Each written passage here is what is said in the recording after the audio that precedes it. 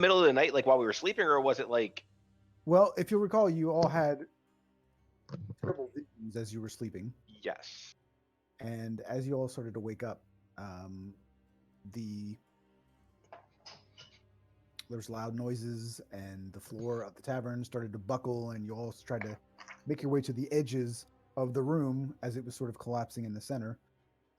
And you could even see the roof beginning to sag, and you all sort of scrambled for safety, but the building collapsed, and you started to fall into dark. And that's basically where we are.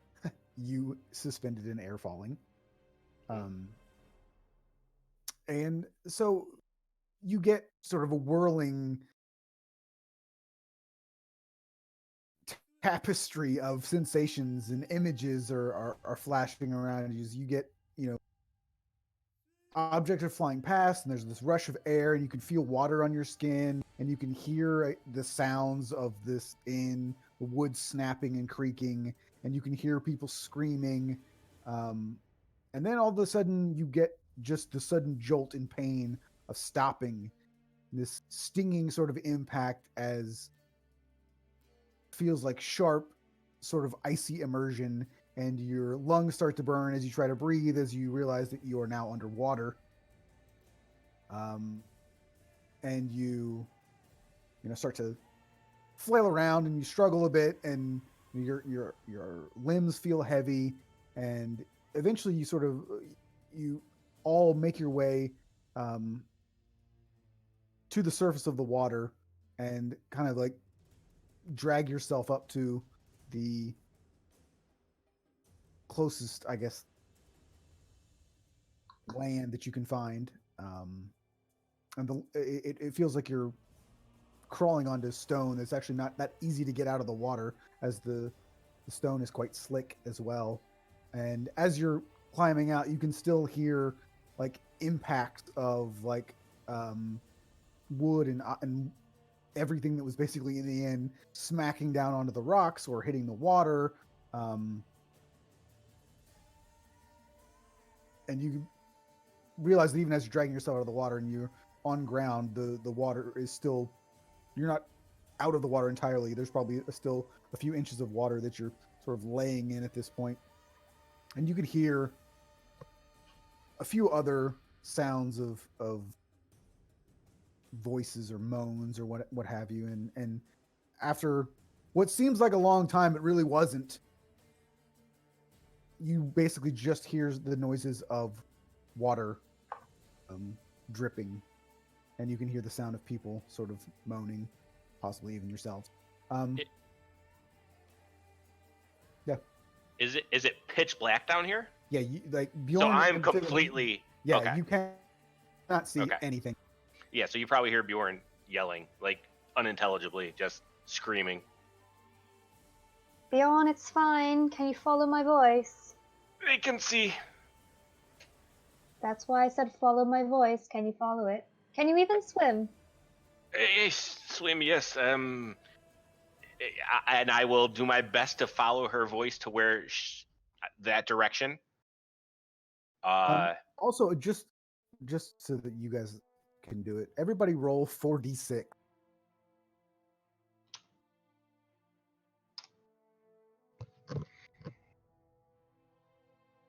That's how much damage you take, by the way. Okay. No. Oh, God. Didn't want to get lucky on that one. Yeah. Is it possible that I have a dry torch?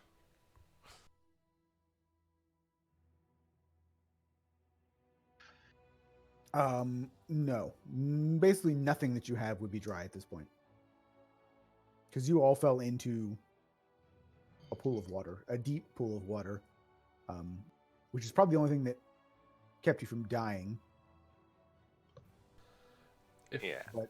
But you all submerged completely in the water, so you have nothing that would be considered dry at this point, including your spellbook. Yes.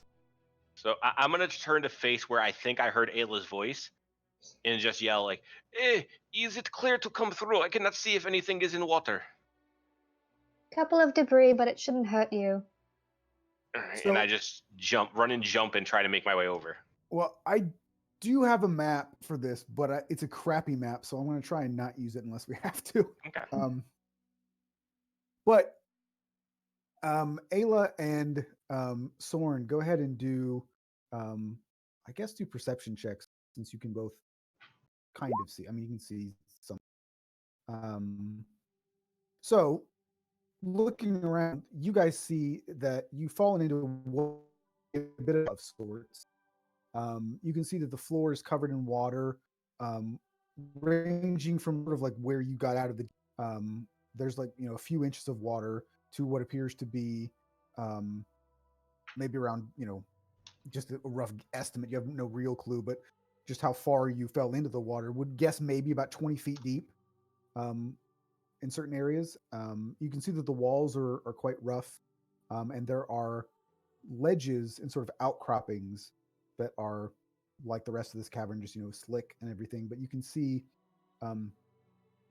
what you think is a body laying up on one of the ledges, and the ceiling, if there is one, is actually outside of your vision, but you get the feeling of being enclosed.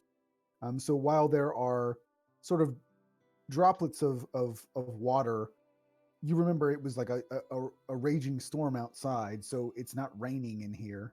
So you do kind of get the idea that you're enclosed in some fashion. And you can see that where you're standing. So I guess the best way to describe this would be, so if you just imagine like a more of a circular pool of water, and you guys would be standing on the eastern side of this pool of water. So you fell into that water, you moved over to the east, and now you're standing out of that water. And then on the opposite side, on the western side of that pool of water and up, you can see a ledge where you see a body. You can also see a body just to the northern side of you. So essentially where you're standing, so if you just think of like the half circle on the eastern side, that's the only place that you can see that you could stand. The rest of it is, you know what, forget it. I'm going to try and describe this. I'm just going to use the crappy map.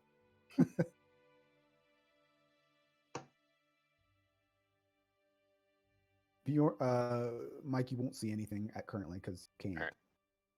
All right. So essentially I'm going to move you guys. So you guys would be like here now. There is also the squares on the map are slightly larger than your tokens, and there is no. I didn't put a grid on here because I didn't. This map is screwy, so I didn't want to try and match the grid. So you can't snap your token to anything at this point. You just move where you want to. Yeah, we'll just make do. Yeah. So this is what I basically sort of describing. That appears to be the dwarf. You see what appears to be a woman's body up on the ledge.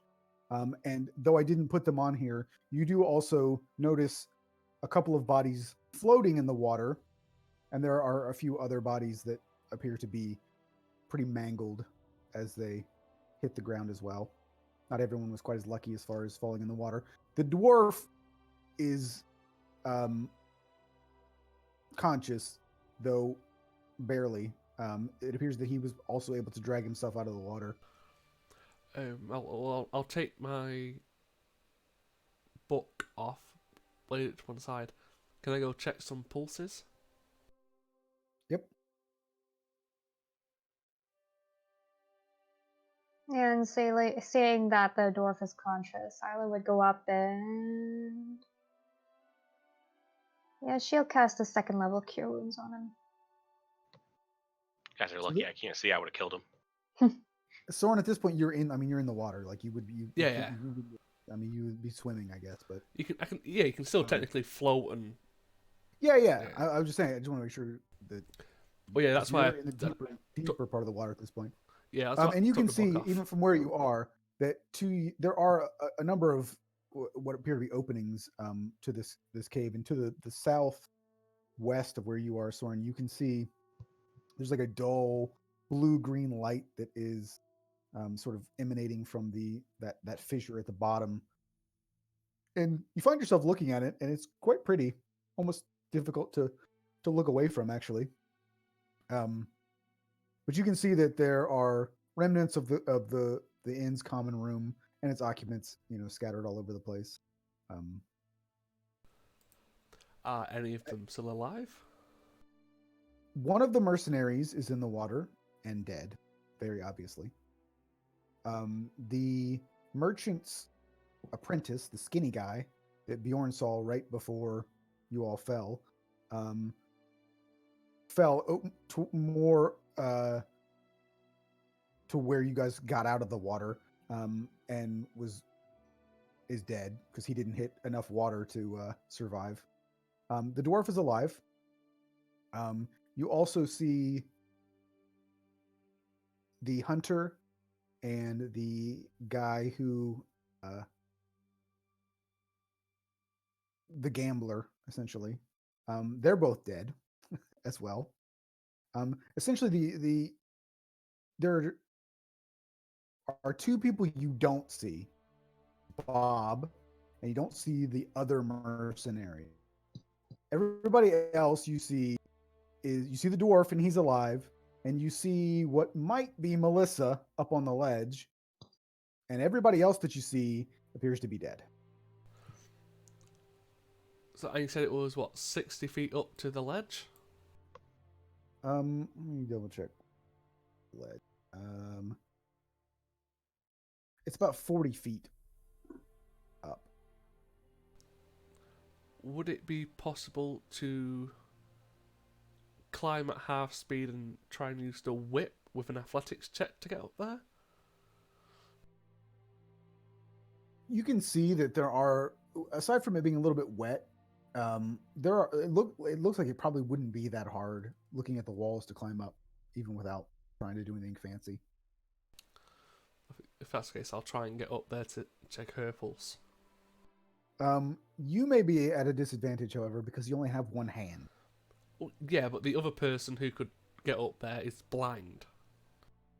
Well, Ayla is a person. Bjorn is kind of just walking around in the water doing his best Marco Polo impression, just like fucking walking around with his arms all the way out. Yeah, but Ayla's actually helping people at the moment. I mean, you can try and climb, but it'll be a disadvantage because you have one hand. Oh no, I accept that. And it would be an athletics check. Oh yes, -1 at dis.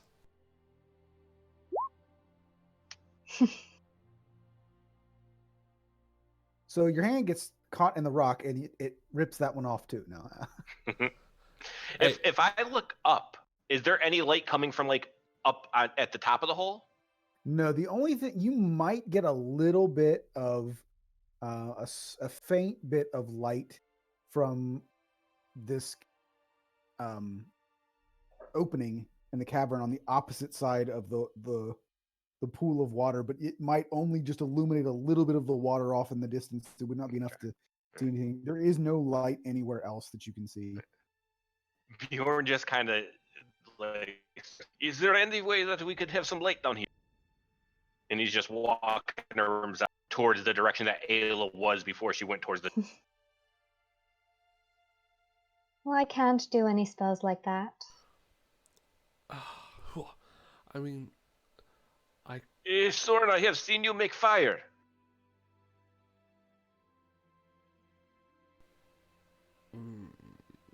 No? Oh, you have it? No? No. I thought you had. Sten can do fire. I thought you had firebolt as well. No, I can create a whip of lightning, so that may create crackles of light. Yeah, while we're standing in water, that won't go bad at all. Well, I can do it on the shore. Yeah, so Bjorn is he's gonna continue walking towards her direction where she was, and just looking completely idiotic. And I'm looking, and your paladin friend does not have the ability to cast any light spells either. Well, I'll cast lightning law, but not aim it at anyone while I'm back on.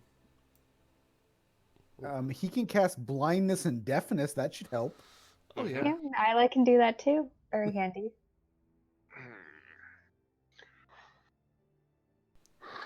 Screw it, I'll cast it on Bjorn. Just don't fail your strength save.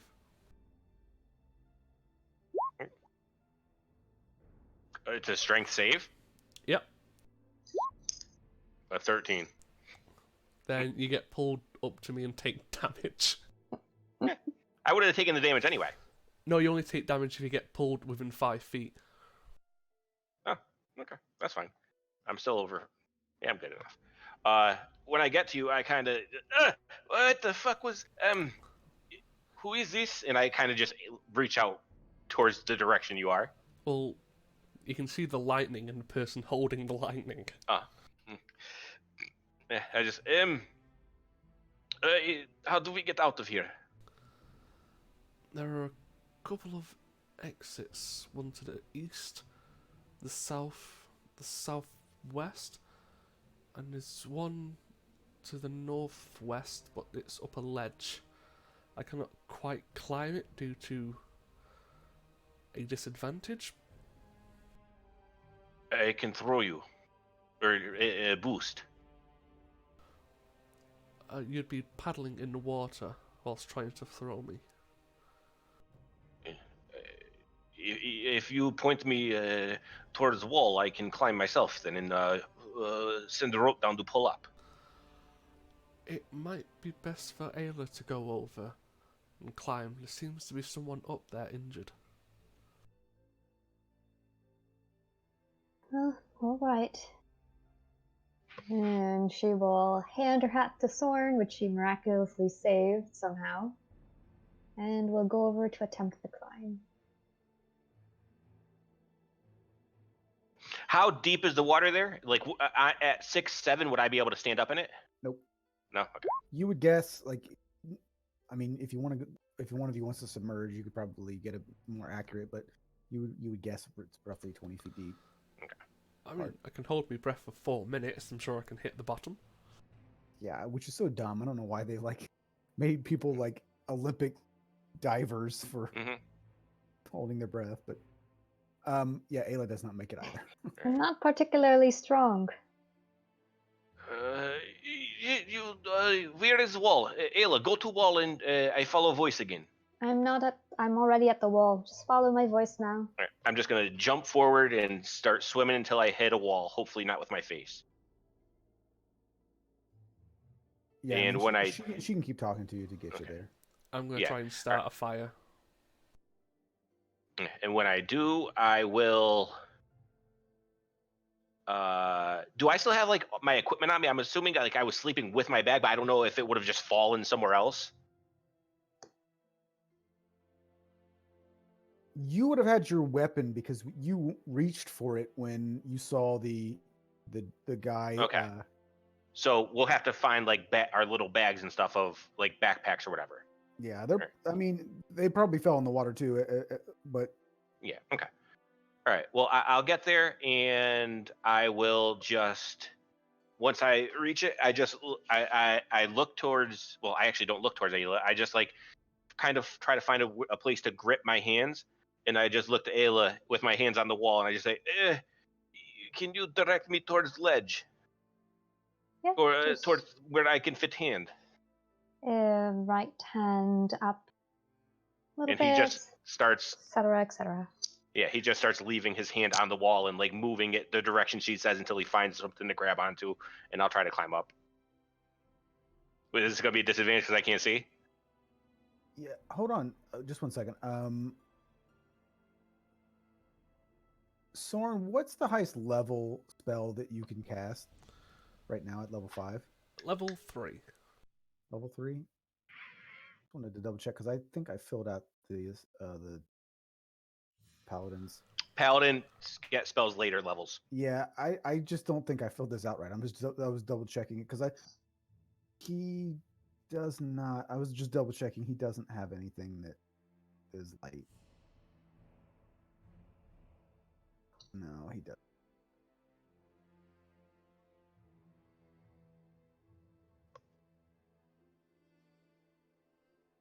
All right. Well, yeah, I'll try my best to start climbing up using her directions.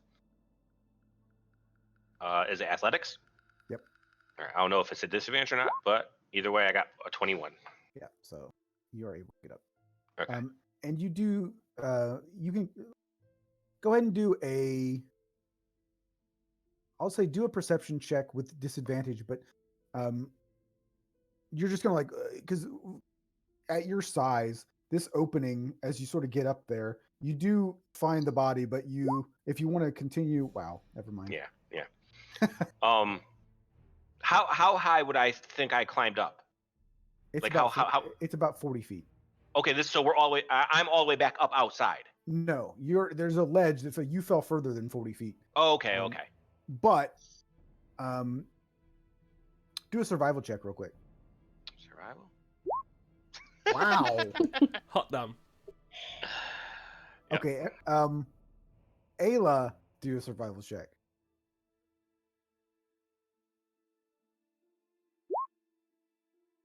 Look at that. You rolled a 1 too. I mean, not like, but that's 3 1s in a row. Can I see if I make it 4? Go ahead, see what you got. No.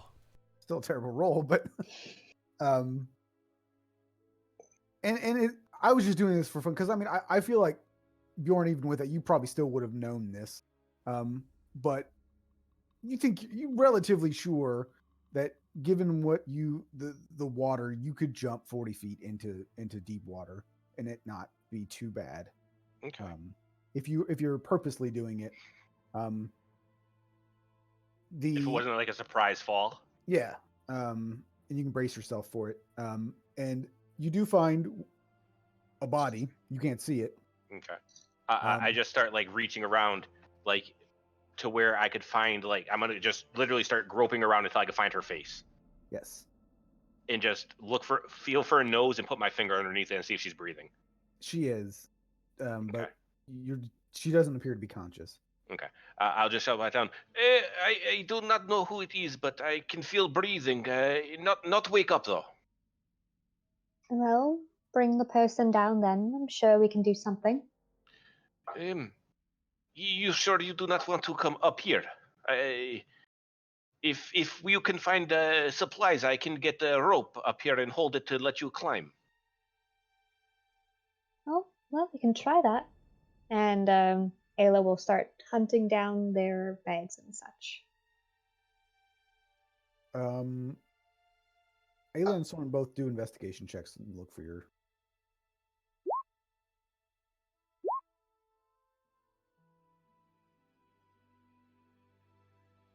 Yeah.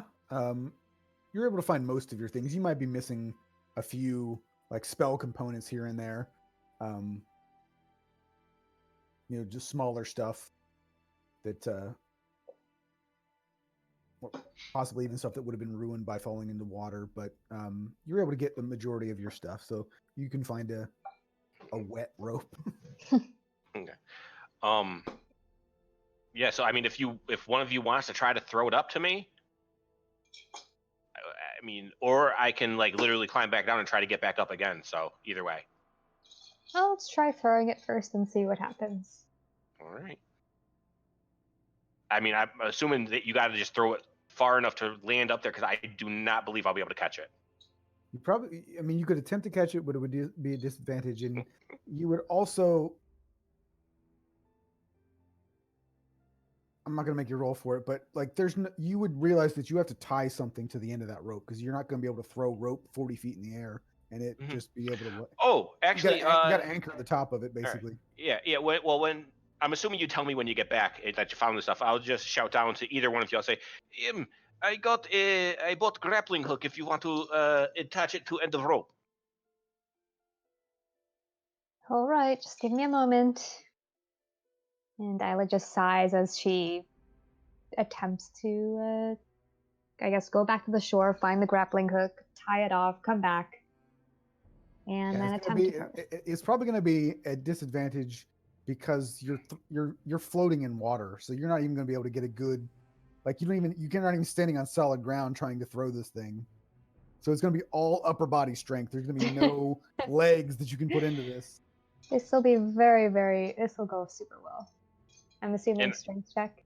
And I'll just not lay, but I'll kind of kneel down in front of the woman's body, just hoping I can make sure that the grappling hook doesn't like sink into her face or something. Well, that's what I was gonna say. I wish there was like a luck skill that I could roll for you, Bjorn, so that you don't get grappled in the face. Well, honestly, You I'd can't rather see I'd it. rather it happen to me than this lady, so I'm gonna get in front of her. Okay. Oh shit, that's not bad. 15. All right, so Bjorn, do a dexterity check. Dexterity check. Yeah. 8. Ew.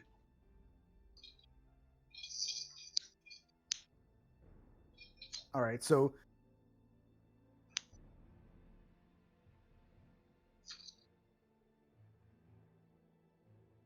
trying to think about the best way we can do this then. All right, so after doing that, do a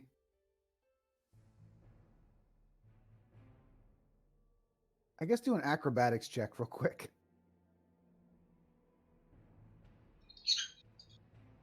In acrobatics. Yeah. All right. I'm not terrible at that. All right.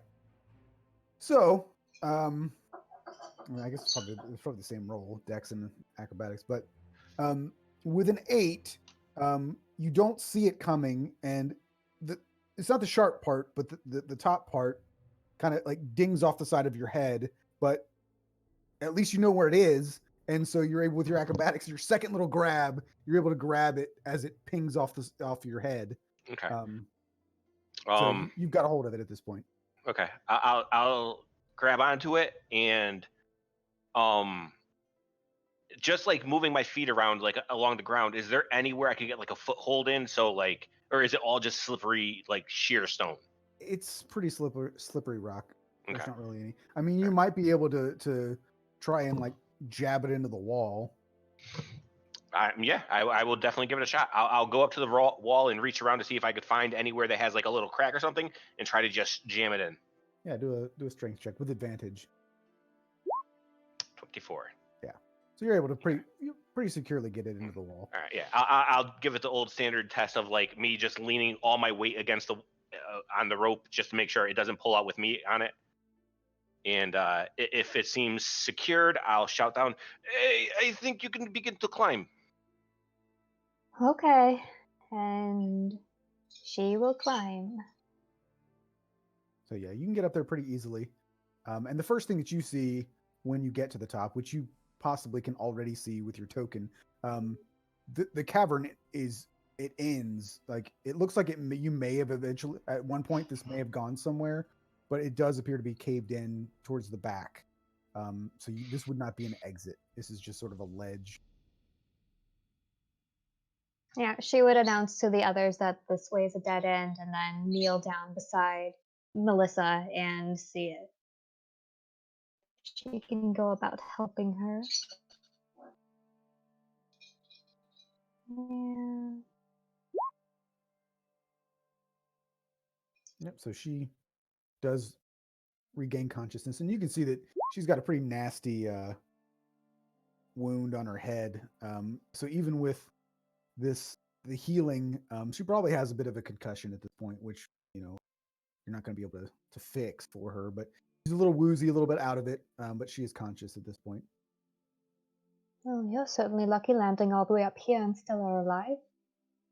Bjorn, can you carry her down? This is Melissa. I cannot see, but yes, I can grab, and I'll just put my arms out and grab and like hold her with either. one. So yeah. the blind leading the blind here. Yeah, so I'll just grab out. I'll wrap one arm around her, and I'll just say, "Hey, you hold on two in the case," and I'll just go back towards the rope and try to lower myself back down. Actually, yeah, I'll lower myself back down, and then I'll climb back up because I'm not leaving without my grappling hook.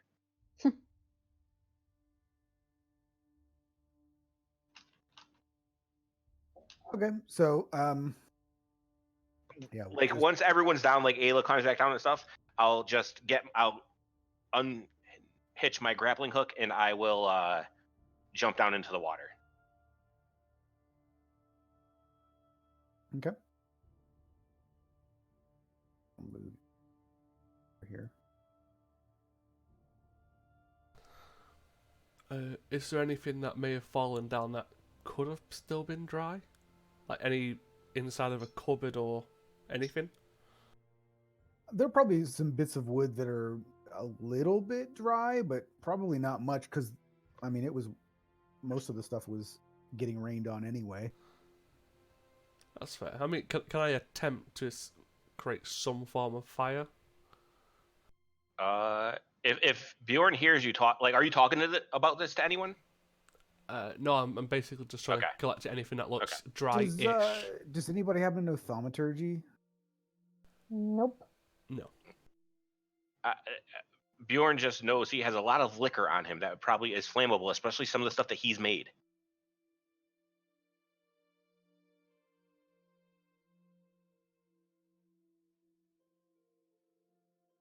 The thaumaturgy isn't a paladin spell. I don't believe he didn't know it anyway, but I don't. He could know it.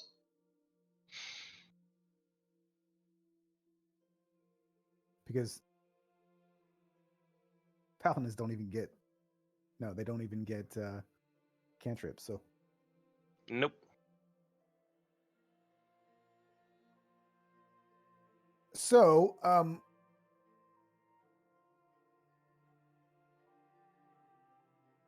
Had you guys thought of it beforehand, or maybe if I was feeling nice and had thought of it myself, and I could have told you, but Melissa may have had a bit of dry clothing because she didn't fall into the water, but then she got into the water. Mhm. So now she doesn't have any dry clothing. Yeah, I will. I mean, at this point, you certainly probably have the ability to light some of your liquor on fire, but you just don't have any vessel to keep it lit. I mean, couldn't we just like dip in a torch into the liquid, then light it? Because then the flammable fluid would still be on the outside. Yeah, but once that burns off, there's nothing that's gonna adhere. The fire will stay on. Yeah, I mean, because it wouldn't light what's under the. So it would burn off the alcohol, and then it would be water underneath. So I mean, I'll say that, like, if you wanted to, if you waited a little while, you might be able to try and get the torch somewhat dry. You don't really have a whole lot of options, really. Bjorn's gonna. So, does anyone have idea which way we go? Since up is not good. Well, east or south? Well, there was an entrance to the southwest. There seemed to be some form of light from that way. Is it not covered in water? We can move that way. Perhaps if we get somewhere that is not covered in water, we can find dry wood. Yep, I can go just quickly check what's going on in the southwest direction. Just give me a moment. And actually, I forgot for Ayla, as you were up on the ledge up there with Melissa. So from that vantage point, basically 40 feet from the floor there, you could see the ceiling above you, or lack of a better term, not ceiling. And it appears that, like, the bulk of the inn had essentially wedged itself into the opening. And so it was the middle of the common room floor fell into the cave, and then the rest of the building sort of collapsed on top of itself, and then was too large to fit down the hole, so it just kind of like jammed everything in there. And you could see up there that they're looking at the mess that was left up there. You suspect that there was little chance that you could have gotten your way through there without actually just bringing the rest of it down on top of you. But that's why you get the idea that you feel enclosed. It's because the rest of the building collapsed over top of the hole, basically, because it couldn't all fall in.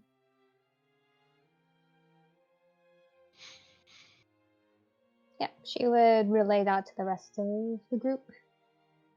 So Mm. as you are, so you're going to go into this little.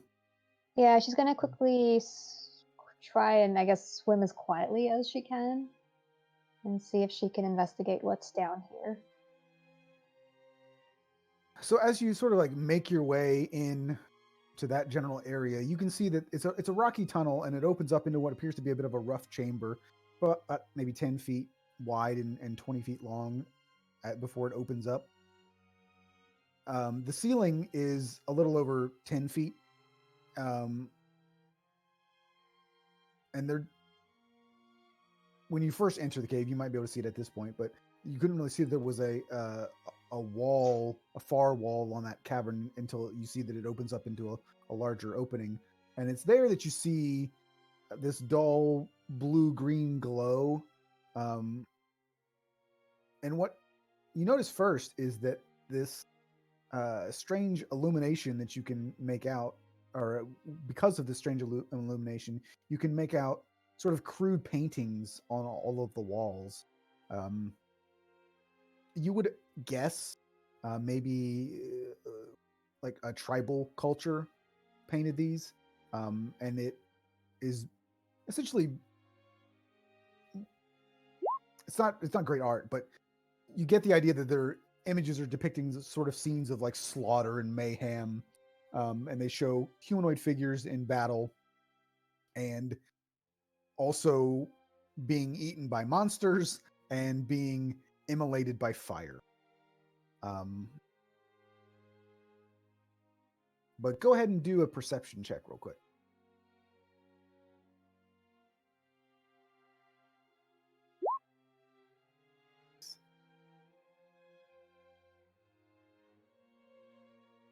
So, looking into these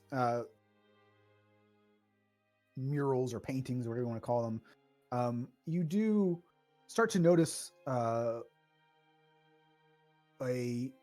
common thread going through these different scenes. In each of the pictures, you see there's like this misshapen black figure with long arms and these sort of like crude looking wings and a horned head. It's always in the background of the pictures, almost as if like the artist put it there like begrudgingly. It's never the focus of anything. But once you notice it, it's clear that like the scenes are like sort of like radiating out from the figure's position on each drawing or painting or whatever. That's not immediately apparent, but you rolled very well in your perception. So all these scenes of mayhem, all of these different battles and stuff, each one, all of the action seems to be moving outwards from this creature. And then as you move in further and you see that you're in what appears to be a crystal cave, and you can see that it's a roughly spherical chamber cave thing that you're in. And it reminds you of like crystal geodes.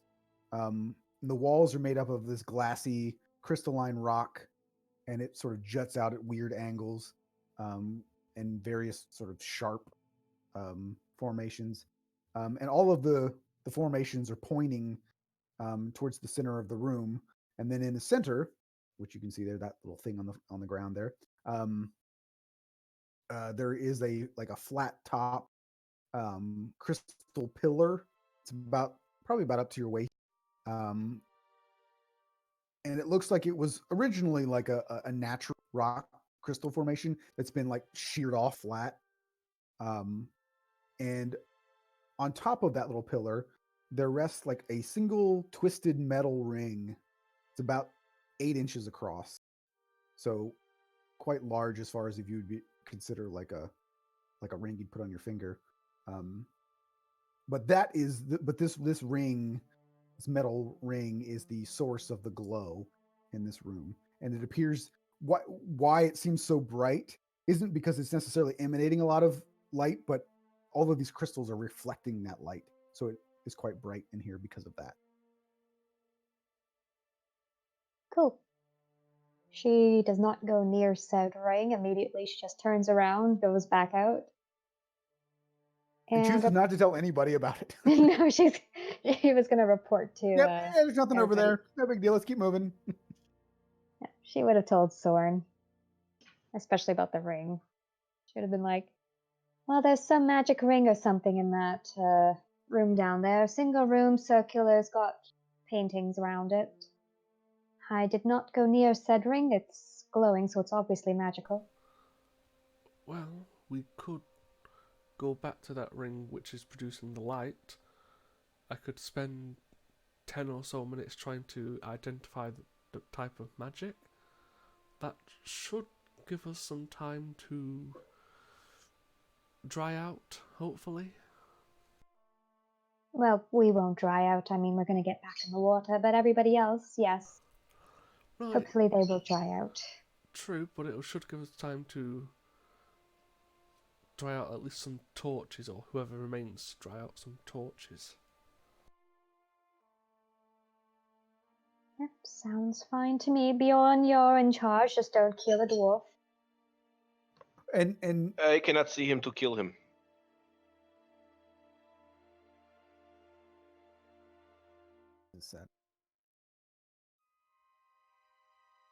Thorgrim, I already forgot his name.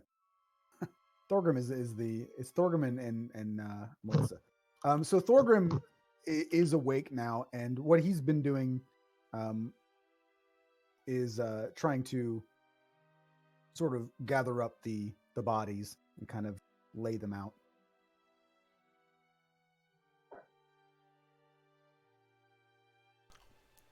Yeah, so I'll see this ring, or 8-inch ring, and I'll spend 10 minutes trying to identify it.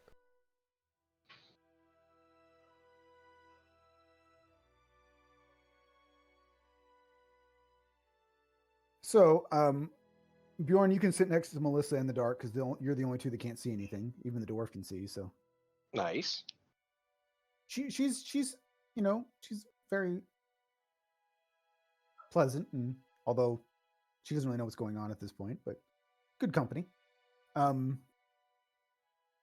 So you're casting identify As a ritual, yeah, so 10 or so minutes to cast.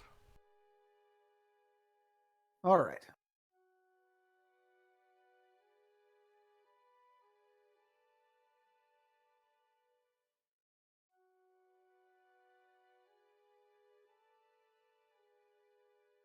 Well, I know that sound. well, go ahead and also, in addition to this, because it's not immediately apparent even with identify, but go ahead and roll an Arcana check as well. Okay. So, what you can find here is that one, it's like a twisted metal loop that is black. It feels metallic, and it is twisted, so it doesn't really form a perfect ring. And the surface you see is etched with these sort of strange looking glyphs, and it is indecipherable.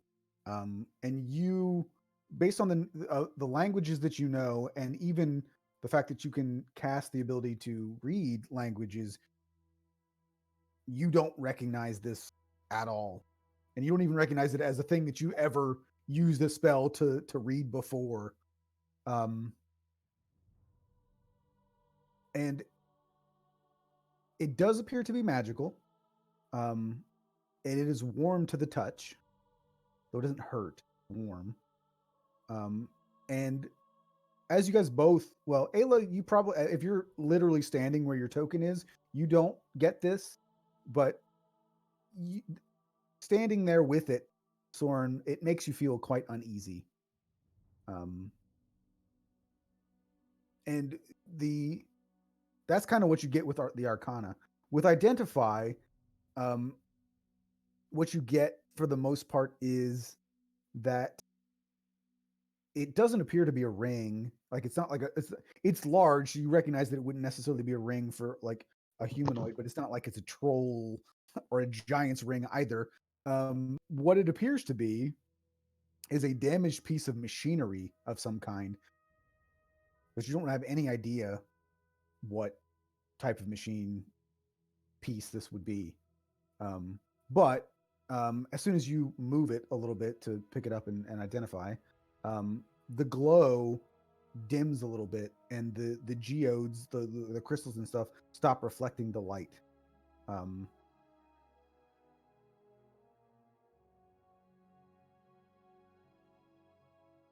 But that's pretty much all that you get. Is that it makes you feel uneasy. It doesn't appear to be any sort of jewelry. It's warm. It's got strange glyphs on it. You would guess it's magical.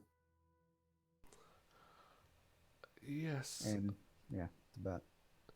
It's not exactly something it seems any of us could use.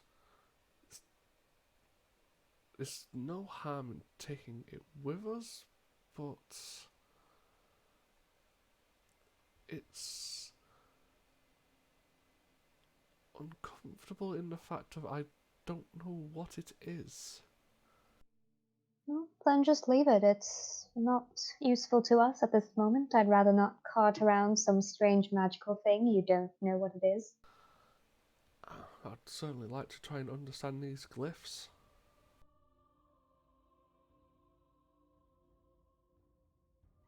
I will leave that decision to take the thing up to you. I obviously tell you no. But if you truly wish to take it with you, then be my guest. I will just be about 10 feet away from you at all times.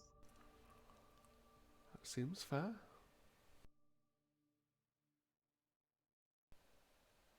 Yeah, so I'll take the twisted ring object and a few of the crystal shards and head back.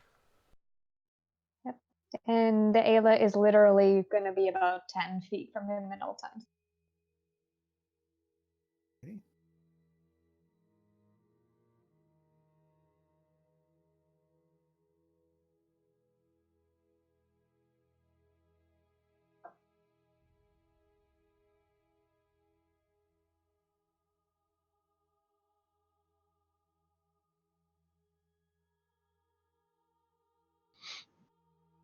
So are you guys just gonna like maybe do like I mean, you're all hurt, so do you want to rest to try and maybe dry some stuff out and heal? Like do some. I'll do my best to dry stuff out. I'm not gonna take a rest or anything though.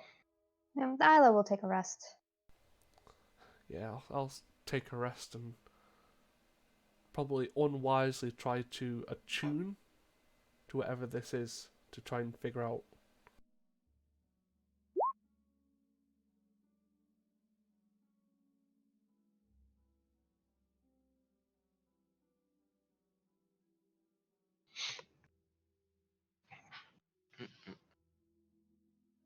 Bjorn's number one goal is to get something so where he could see.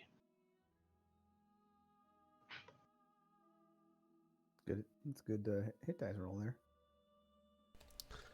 Yeah, I think I rolled one too many.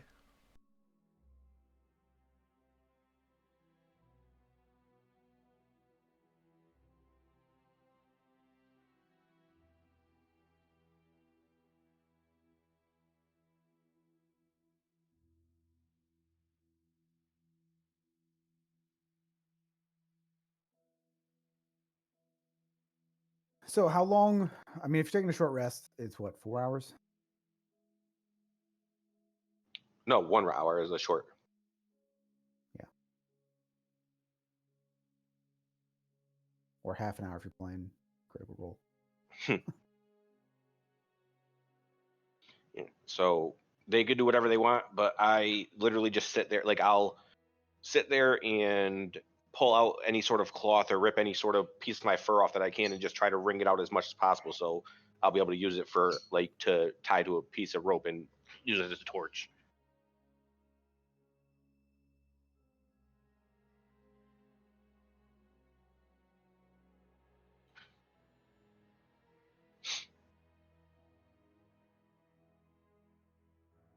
So you guys, sit around for an hour or so, and Soren, like, as far as you like, you do the sort of, I don't even know what what attuning to something actually means. Like, there's never really a good description about what that is, but I mean, you don't. I kind of think of it as like just spending that time focusing intently on the object, like trying to put your magic with its magic. And you don't really get much from it as far as that's concerned. Like, it's not a like you. It seems to be a piece of machinery, so there isn't anything that's like doesn't have that sort of like connection that you would have with like a weapon or something. That's fine, but it's worth trying to get some more insight on it.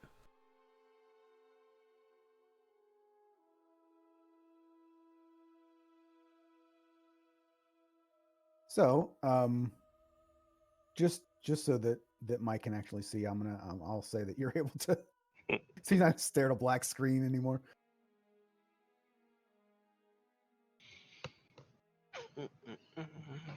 So, and I'll just say that you're able to light a torch there, and everybody can.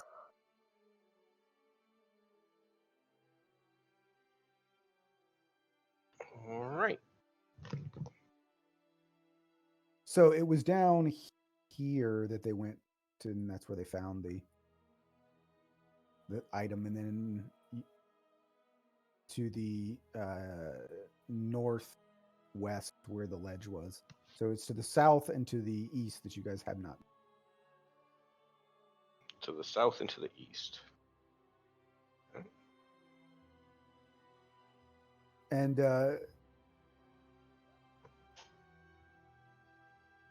you get to as you were having this discussion, and we'll just kind of like throw this back a second as you guys were all sitting there, waiting for stuff to dry out. Thorgrim basically says, offers to sit and watch over Melissa because she's not going to be able to provide much assistance and will probably get in the way if you plan on dungeon diving, essentially. Okay. Well, if we find the exit, we will be sure to come back and retrieve you. We'll be here.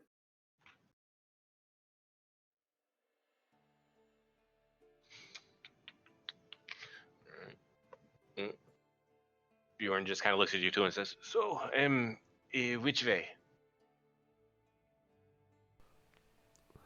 Which way would you prefer to go? Both seem to be quite dark. That one seems to widen a little bit, and this one seems to narrow a little bit. Let me just check this one then.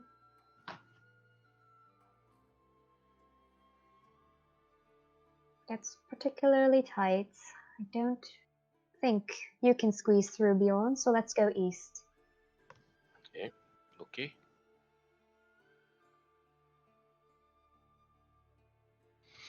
Do you want me to go first, or would you rather someone without a torch? I can go first, as what we've done before, if you want to stay nearby.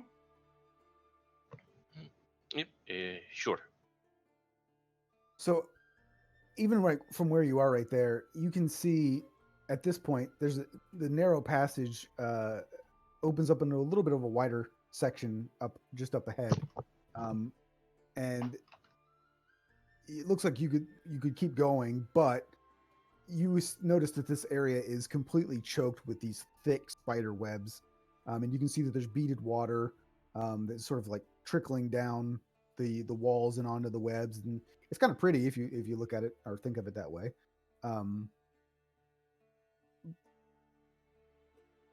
The webs, like as you kind of look through, it looks like in the more open area, the webs are a little bit thinner.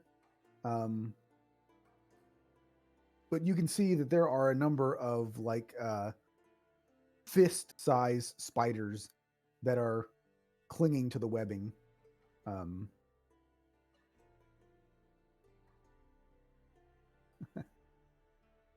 like, it's not Shelob from Lord of the Rings, but these are bigger than a spider you would normally see in your house by quite a bit.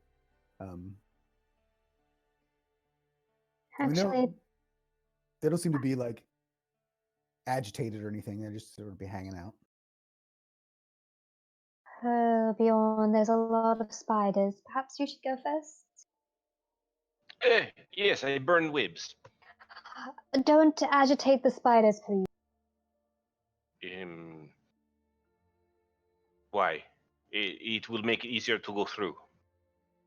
And what if they attack us? What if there's some larger spider out there than these giant things? These are the biggest spiders I have ever seen. There is nothing big. Oh, it can get bigger. Okay. Okay, I will not burn webs. Come. And he'll just start walking. All right. I have to restart Roll20, so the music might jacked up. Okay. Because like Roll20, like I don't know if this ever has happened to you, but all of a sudden, like all of the screen just went blank, so I lost the maps, and I tried to switch between other maps and nothing. Just out of nowhere, randomly for no reason. Because when I refresh this, like the music stops. I don't know if it stops for you guys when I do it, but I haven't really noticed. Mine The just music just stops at random randomly. times. Yeah. yeah, it's dumb. If it ever does stop for you guys and you want to hear it, let me know and I'll read. All right. So you're attempting to burn the. No. She told me not to, so I'm not gonna. I'll just keep walking through, trying to do my best not to touch the spider webs at all. I mean, at this point, there's literally no way you could do that. Oh. Like you would not touch them. I mean, you have to take them down to get through where you're going. All right. Well, then I'll look to Ayla back and just say, it would be probably better to burn instead of causing a lot of movement in web. If you're gonna try and push your way through, go ahead and do a strength check because I mean these are pretty thick spider webs. Alright, Are you burn okay them. if I burn? Yes, I'm okay if you burn them. All right. So yeah, I'll just start burning the webs in front of me.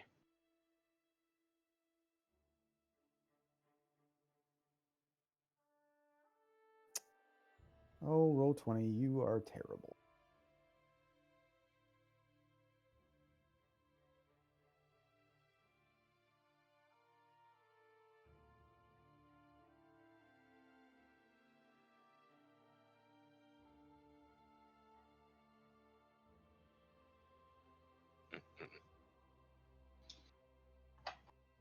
So go ahead and roll initiative as you burn things.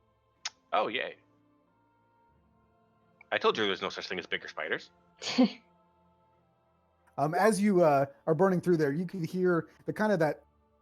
I don't think insects actually make that noise, but you can hear that kind of like shrieking sound, and then up from the top of this opening, which you couldn't see through all the webs, this giant spider comes down. Thank God Bjorn is not Mike the player because I am fucking terrified of spiders. See, I'm not a big fan of insects in general. none of us can climb or do anything physical, yet we can act really fast. I mean, I can climb. It's just when it comes to opening like a sheet, freaking like a plywood door that I have trouble.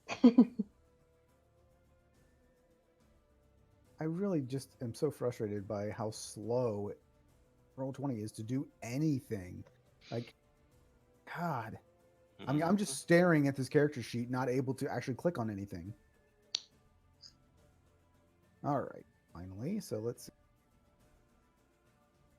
And that was a great roll. All right, so Ayla, you are able to see this giant spider and act first. She will back way up. I'll say she goes. At this point, I'll say just I don't think it'll make that much of a difference, but you're probably at half movement because of the spider webs. Okay. So yeah, then she'll take her whole movement, I guess, to go 15 feet back. That makes sense with these squares. Yeah, I mean those squares are roughly 5 feet. Okay. They're slightly bigger than normal, but we'll call them Yeah. 5. 15-ish feet then, and then she Because will that's the other attack. problem. If I made this map like the correct size, those places that you walk through, your tokens would be too big for. So it's like I hate this map. It's terrible, but Yep. She'll Ray of Frost it.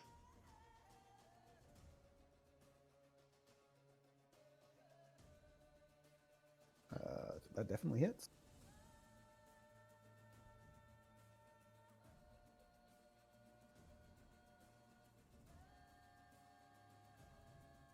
So again, we're just gonna make believe because it's magic that you're able to hit that without hitting Sorn or you know. But I'll say too, like it sort of crystallizes some of the or hardens some of the spider webs as well, and you probably take out a few of those fist-sized spiders as well that weren't burnt. Good.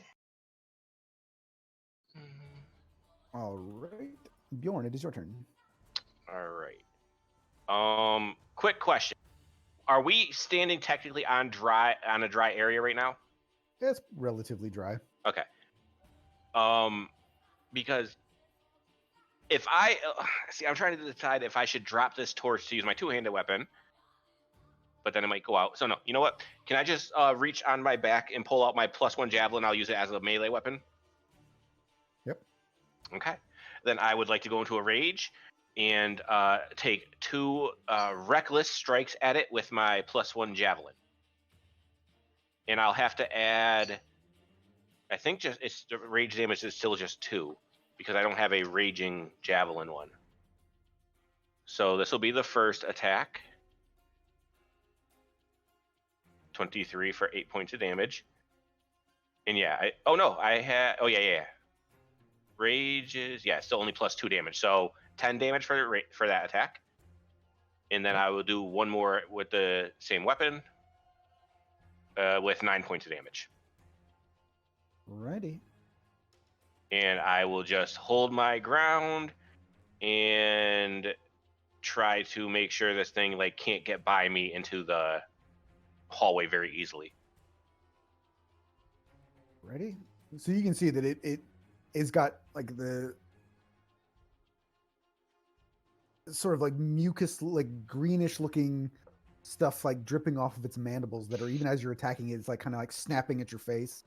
And it's got obviously those tons of eyes on its head staring right at you. Bjorn is fine. Mike is crying. Yeah, that's my turn. Soren, you are up. So Ayla will be able to see where this spell starts. Bjorn will just see it go past his head. But I'm going to create a spectral hand out the stump and send it towards the creature.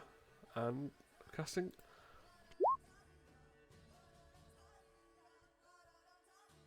A 12 does not hit.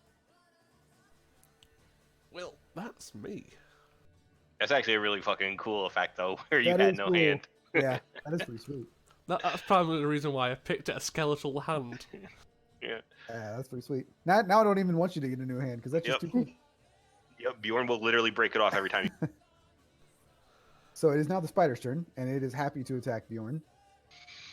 All right. He has advantage on me because I was reckless, and my AC is 18. Okay, so it does hit you. Yep. And you have to make a Constitution saving throw. Okay. 16.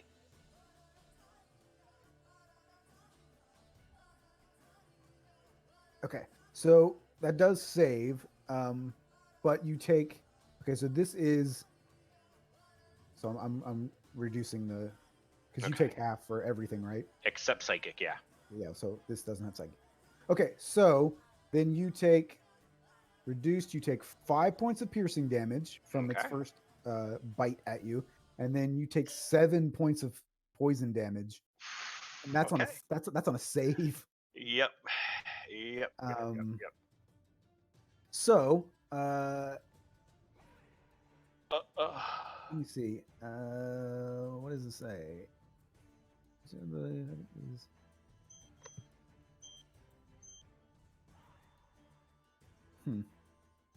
Okay, so it doesn't.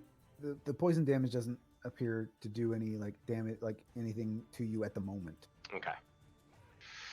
All right.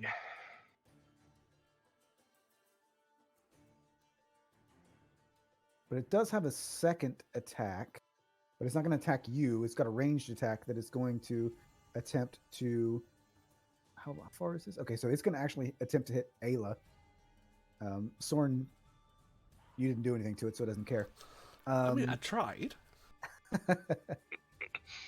So, what is your AC, Ayla? It's 18. All right, so it misses. What you can see, it attempts to like you can Bjorn and Soren, you both see it like shoots the sort of like blobule of like web in your direction, but you are able to get out of the way, and it kind of like splats up against the wall, and you can see it sort of like explode, and it just like sticks to the wall in this sort of like gross looking way, but you are able to get out of the path. So it is your turn. Yeah, she will.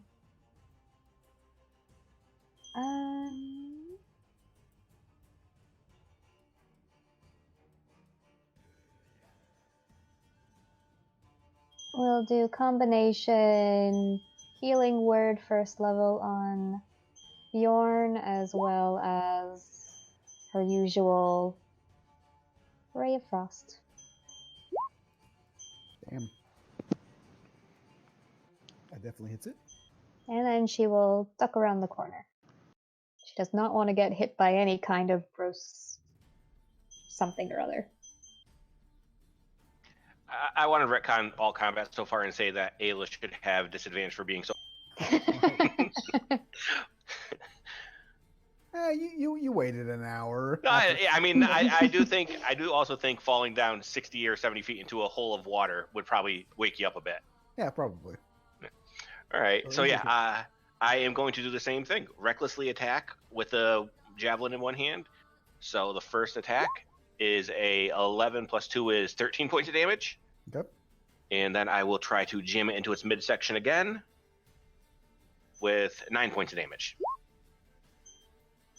All right. So at this point, you can see that it's starting to I don't even know, like, you see sort of like this black ichor coming out of it. I don't really know what, like, if spiders have blood, but you see its internal fluids are starting to leak out a little bit, and it's sort of like you can see that it's getting quite angry still, and it's like snapping at you and everything. Mm-hmm. But it's making terrible shrieking noises, but it looks like you're making some headway at it. Okay. Yeah. So I will stand there again and just help, and that's it. Soren, it is your turn. I will attempt to send the spectral hand into the spider. Hey Bjorn, look, watch. See what I'm gonna do. 16 does hit, so Yay. you're able to do 6 points of necrotic damage. Now, the big question, is it undead? Does not appear to be undead. Then that's all I can do. All right, it is the giant spider's turn again. Advantage. And what's your AC? 18. All right. Well, then I guess I'll roll twice. I got it on the first one with the 19, but I'll see if I Just give it a chance to crit me. All right. So 19 to hit. So this is with so reduce. So you take 10 points of piercing damage. All right. And you take, well, do another Constitution saving throw. Oh yay. Okay. So you take 4 points of poison damage. All right. It can only do that web attack. Actually, let me roll. To regain. Yeah. See if it regains. It does not. So, Ayla, it is your turn. Oh, so it doesn't get 2 attacks unless one is the web? Correct. Nice. Thank God I'm gonna live right now. Well, the web, I'll just tell you, the web, it doesn't really do any damage. It basically restrains you. Yeah. And you have to destroy the web before the other person can be free from it. So it's more of an annoyance than anything that would kill you. Mhm. Unless, of course, it got you with that and then no one freed you and then you couldn't defend yourself, I guess. True. But it is your turn, Ayla. Okay. She will come back in. And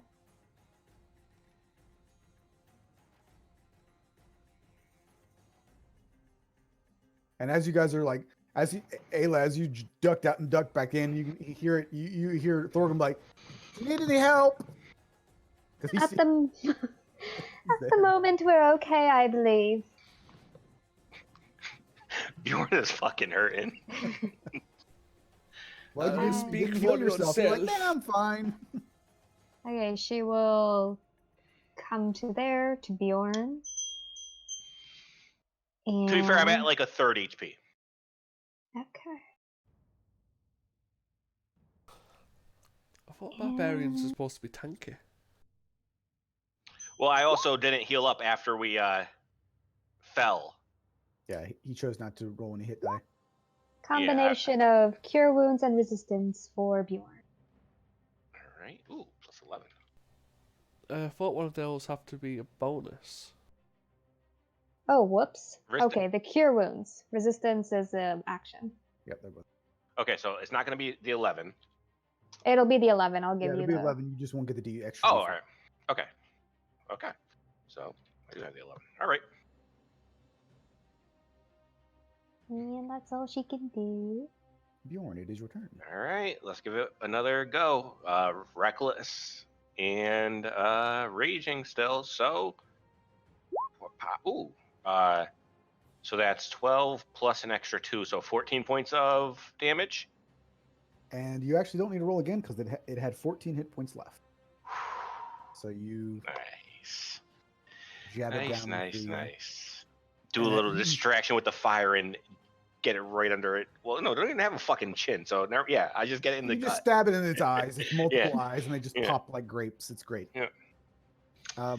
So let me just read this to you because this doesn't make sense to me, right? So this is its attack. So it says if the poison damage reduces the target to 0 hit points, the target is stable but poisoned for 1 hour, even after regaining hit points, and is paralyzed while poisoned in this way. Yeah, hot food. Yeah, that's kind of. It seems like it doesn't want to eat anything dead. Ah, there you go. That makes sense, I guess. It just was weird because I wasn't thinking about it from like the idea of like a spider poison. I was just thinking of like the normal D&D poison. That is like, actually fucking terrifying. It doesn't want to kill you. It wants you to stay. Oh my, fuck that. So Fuck spiders everywhere. So that it can eat you, save you, and eat you in pieces later. That's actually really cool. Yeah, that is awful. But it is dead now. So. All right. Bjorn kind of turns around and just, I will not doubt you anymore. They are big spiders. Thank you. Now, do you require any other aid? Are you alright?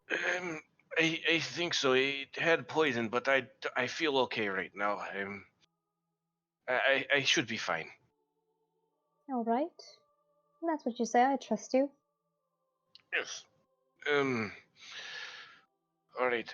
Are you both okay? Do either of you need to rest? No, I'm fine. Soren, are you still good?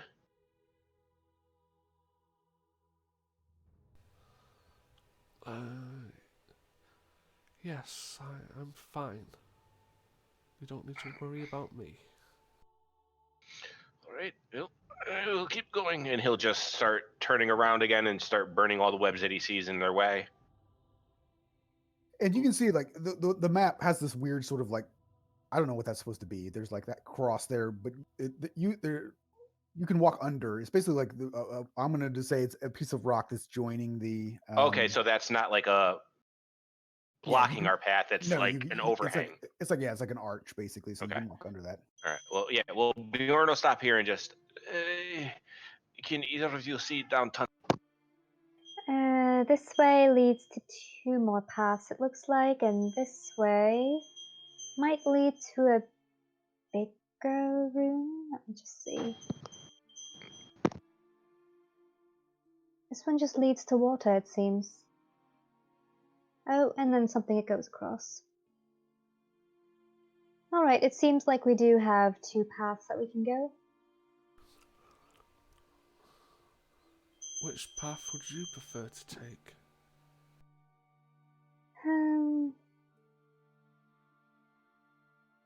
It's like a maze down here. Maybe south first so we don't have to go through the water. So Ayla, you can see that like actually like the area splits into 3, and they all seem to end. Although the one to your where your token is, so to the right of the screen and down, essentially if you go down that tunnel there appears to be like at the end of the wall you can see what appears to be like a gold vein. It's like the entire wall is just like covered in gold. But it seems natural. It's not like people put gold coins or anything. It's like literally actual gold in the walls. All right, my bad. I'm back. I had like a little tickle in my throat and I couldn't stop coughing. All right. So Ayla, which way did you go? I checked down south. There doesn't seem to be much except for a vein of gold. If anyone wants to try to pick at it for a little bit. This way leads to a body of water that's relatively small, and then across from the water there is more So paths. actually, as you get there,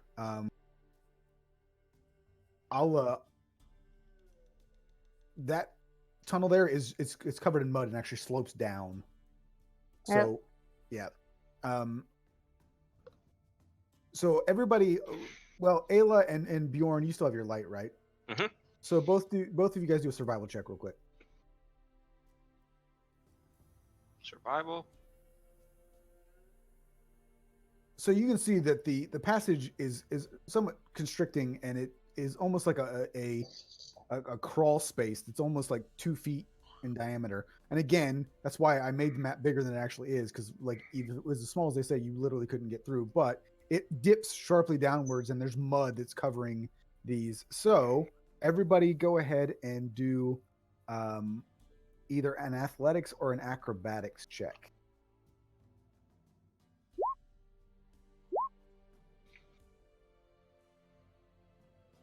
All right. So you all are able to slow yourself down enough that you can slide down to the bottom, and you can see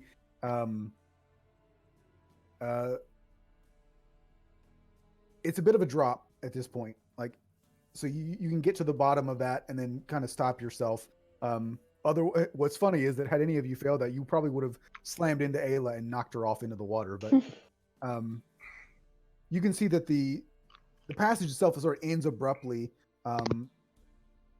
and you can see that this body of water and the surrounding area appears to be a shaft of rock that has been made, and you can see that it's roughly about 10 feet in diameter, and the walls are smooth stone, and they also appear to be quite slick.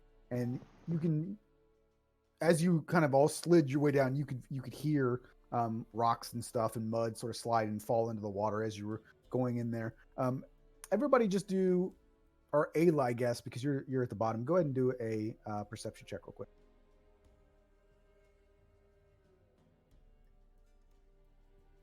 This is obviously to you a well. So you're now at the bottom of a well, and in looking up, at just the edge of your vision, you think you might be able to see where the ground would be, essentially. It's about 60 feet up. However, you can also roughly see that the well appears to be closed over. So you can't see light, and it's not raining into the well. And across, you also see there is an opening on the other side of the well as well. Well. And if we climbed into the water, we'd be able to climb back out on the other side. I mean, you're not entirely sure how deep the water is, but it looks like you could probably get across there, yeah. Okay. Yeah, she will tell the others there seems to be a well closed off, unfortunately, so it's not like we can attempt to climb up to the surface again. What if I can lift? Lift what? Us to the surface? It's closed off. What if is it closed off by a piece of wood? Is it just a blocked well, or is it perhaps I can break through? From where you are, you can't exactly tell how it's covered over. You can just see that it's not open, and it's 60 feet in the air. So It's too dark for me to see. I have climbing gear if you wish for me to go and take a closer look. Or That we can continue seems- through. Yes, perhaps we continue first. If we run into a dead end, then we can come back here. Okay. Should we go back and bring Dwarf to this location so we do not have to backtrack further since it is now safe here? I don't know. The other place seemed to be more defensible. This way, they have two ways that could attack them if there was more spiders or something. Okay.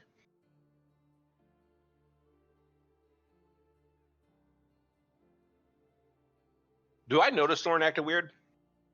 I'm do a perception check or insight check. Insight. Oh, I'm great at these. You always think he's weird. Yeah.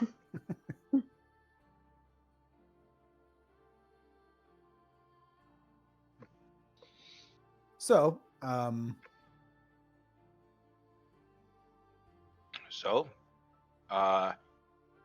can I take my javelin and poke it down in the water, see if I can maybe tell how deep it is? Yeah. Yeah, I'll just try to poke down and see if I can tell if we're going to be swimming or if we can just walk across. you don't hit the bottom, so you would guess you're probably going to be swimming. Okay. Although you're not entirely sure, because I mean you're pretty tall, and those javelins wouldn't be particularly long. But Yeah. Okay.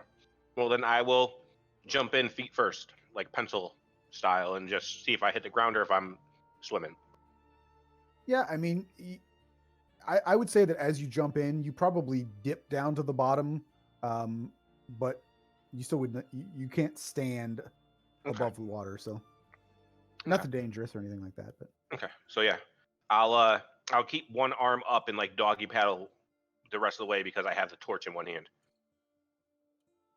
And Ayla will gingerly get into the said water as she can and then go over.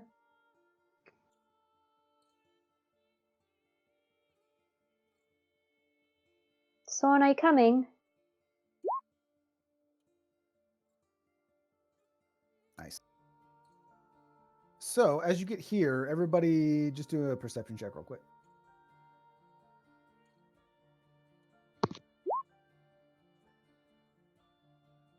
So ahead of you, the tunnel that you're in now opens up into a larger chamber, and as you approach, you can hear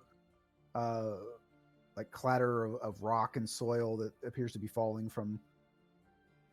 I'm not exactly sure where it's falling from, but you hear it falling. And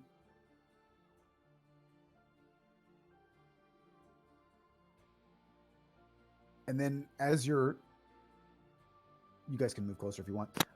So as you're coming in, you notice a huge rock comes falling down, probably about the size of your head, Bjorn, and it almost hits you, and it bounces past and sort of rolls and stops against the wall. As Ayla keeps moving, and I just grab her and put my hand on her shoulder and just say, "Careful, careful! Big rocks falling." Well, then I will stand behind you.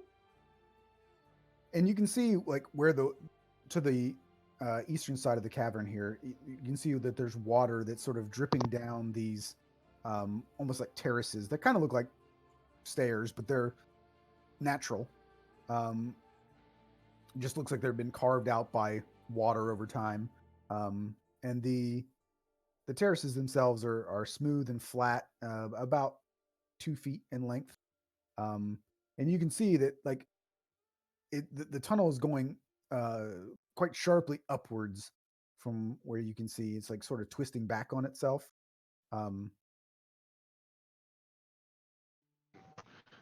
Ayla, did you know that you had these structures below a village? No, I did not. My village was rather normal, I thought. The only thing that was strange about the island was the ruins. There was no mining or anything like this. No mining. There was some farming, and that was about it. We didn't exactly have anything that we sold that much.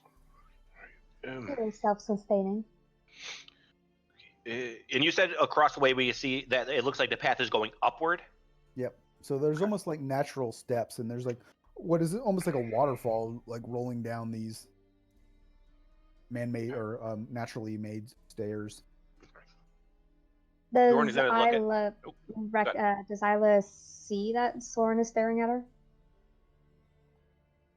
Make a perception check.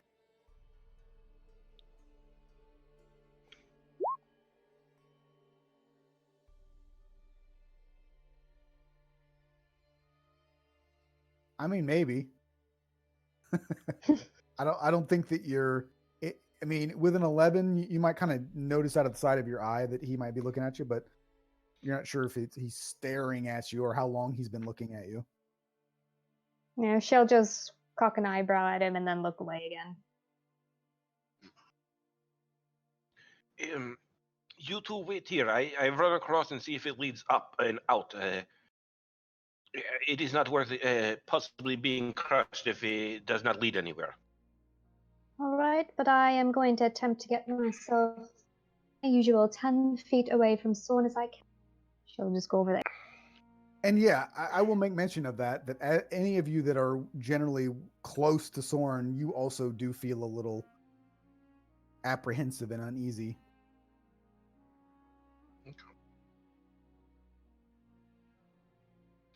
Well, I mean, I don't think I would even know he had anything on him, right? Because it was only him and Ayla in that room. Did either of you tell Bjorn about him taking something? I don't think so. No, Okay, I mean, yeah. Nope. Ayla mentioned what was there, but I don't think anybody told Bjorn that he had it. Okay. But you still feel uneasy whether you know what's going on or not. Yeah, I'm a you'll blissful idiot about it.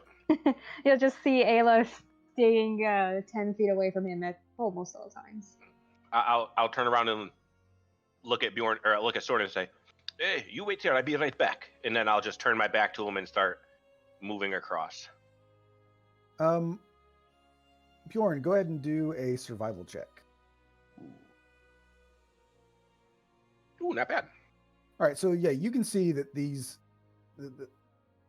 terraces or stairs, as it were, are a natural occurrence, and you do let everybody know that there's a potential risk to this, and you can see that about halfway up, the ledges are covered in like razor sharp crystal mineral deposits, and they look like you're gonna have, if you want to go up, you're gonna have to squeeze through it. So anybody basically who's not wearing at least light armor is probably gonna get cut. So me and the other human girl. I mean, Soren, are you wearing light armor? I am. Yeah, you're a cheating wizard. But yeah, everybody who's not wearing at least light armor would take some damage. I'll come back down and I'll run back over here to where it's not everything falling in and just so it appears a bit of way up. If we have to squeeze through, it's going to get quite bloody. Very, very sharp gems, rocks. This just gets better and better. Well, I can still try to climb well. no, I don't believe that'll be as simple as this.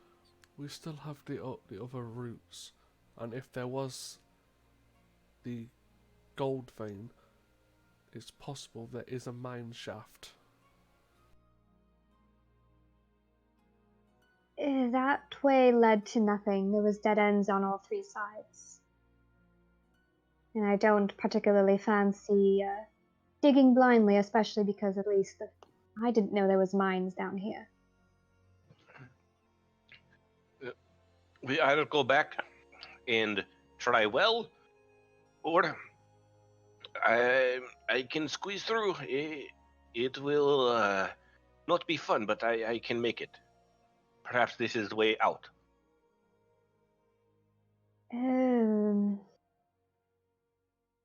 How about this? And she will cast gaseous form on him. On me? Yep. All right, so I move 10 feet every 6 seconds. So yeah, how long does this last? Yeah. An hour? Yep. All right, so yeah. All right, so yeah, I'll do my best. All right, actually, hold on. Quick question: are you explaining to him what you're doing to him, or are you just touching him and he's turning into a puddle or a cloud? She just said, "How about this?" Okay, you just see gas sitting in front of you at that point. She kind of like motions for him to come forward. You can move, you can move. It's slower than usual, but you won't take damage from what's up there. Am I smart enough to figure out how to move in this? Yeah, I mean, I think that like it's probably a situation where, similarly to just choosing to move, like tell your brain automatically telling your legs to move. If your brain is telling your legs to move, your gaseous form also moves. Okay. All right.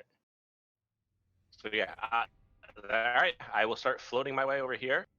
It doesn't specifically say that there's like an intelligence requirement to be able to be in gaseous form. So And now here's another question. I cannot carry a torch. that's true. So you would the torch would have dropped. Yeah. So does gaseous form? There's no Have change in dark anything. vision? I don't know.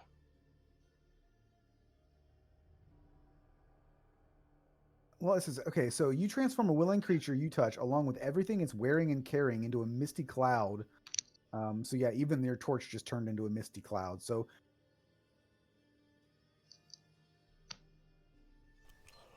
Maybe I guess the you didn't cloud technically can drop see it. it? Well, any objects it was carrying or holding, okay, they can't be dropped. Okay. So yeah, you would still have it, but it just would not. Completely a DM's call. I have no idea how that works. Me neither. I would say you can't see because if the torch was turned into mist, it wouldn't be lighting anything anymore. Okay. All right. But you could follow the two that can see, and they would not take damage. So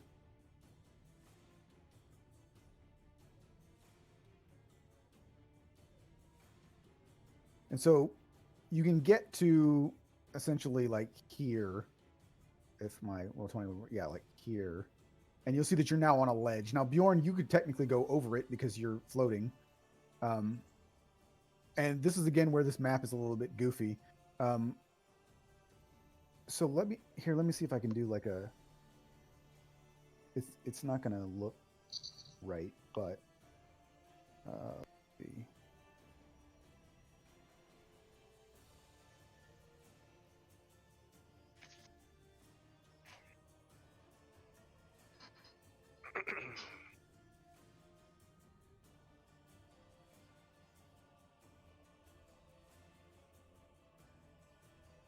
So I'm gonna put this in Discord and see if it works. So if you want to like click on that to see, so you can see that like to the left of the map there, like that's the thing that you walked up on, and so you would essentially be standing on the ledge. So this waterfall, that weird thing. So that you're looking. This is like the side view, essentially. So that water is like coming down, essentially almost on top of you on the ledge, and then it drops down. So to the let me get the. So like this is going down. Okay. Hopefully that makes sense if you're looking at that thing that I posted there. That you So can like see. up here would be like up on this side would be vines where we could like. Well, that's actually further up. So like this would be like the water would be technically coming like it's coming down, and then it would be hitting the platform that you're standing on, and then dropping down this way. Okay. Like you see how it and then ricochets down. Mm-hmm. So to the south is essentially like a straight drop, and then up above would be vines that if you walk further up, you'll be able to see the like they're not vines, but Okay. like this map is just really difficult. So hopefully that side view makes it look. Is there any light in here? No, not that you can see. Okay. And the water that's spraying down, it looks like it's like a torrent that would like you couldn't walk under, but it's actually not. The water's not coming down that hard that you could just walk under it. You get wet, but All right. you can continue on this direction up the ledge. So I also don't know, like Bjorn, are you able to drop the Misty form, or does she have to do it for you? It says the spell ends if the creature drops 0 hit points. So I'm assuming it's got to be her, or Yeah. I dropped a 0. Yes, she can drop the spell while dropping concentration. And so you can see, like right there, Ayla, like that's about as you can go a little bit further, but you can see that there are tree roots. That's what those things are that you would be able to grab onto and then move up. Because again, this is why I didn't want to use this map. So you can see, like here is another ledge, but that's actually above you. So you could. Oh, okay. So we can't like try to run and jump over to it. Correct. So like that is, but maybe I'll try to describe. So what I have like as the description for it. So as you enter the tunnel, you find yourself in a narrow ledge of this rather large chasm here, and it's stretching lengthwise north to south. And you can see that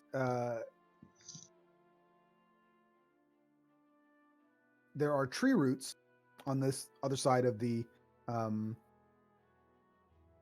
waterfall here, and the ledge above you is probably about 15 feet up. So you think that, I mean, you could test it to see if the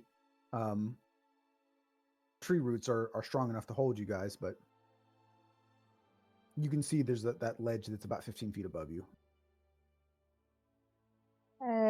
Isla's like, Bjorn, why don't you just float up there? I can drop the spell, and then you can use that grappling hook of yours, so we don't have to test these tree roots. Okay. I will float on up.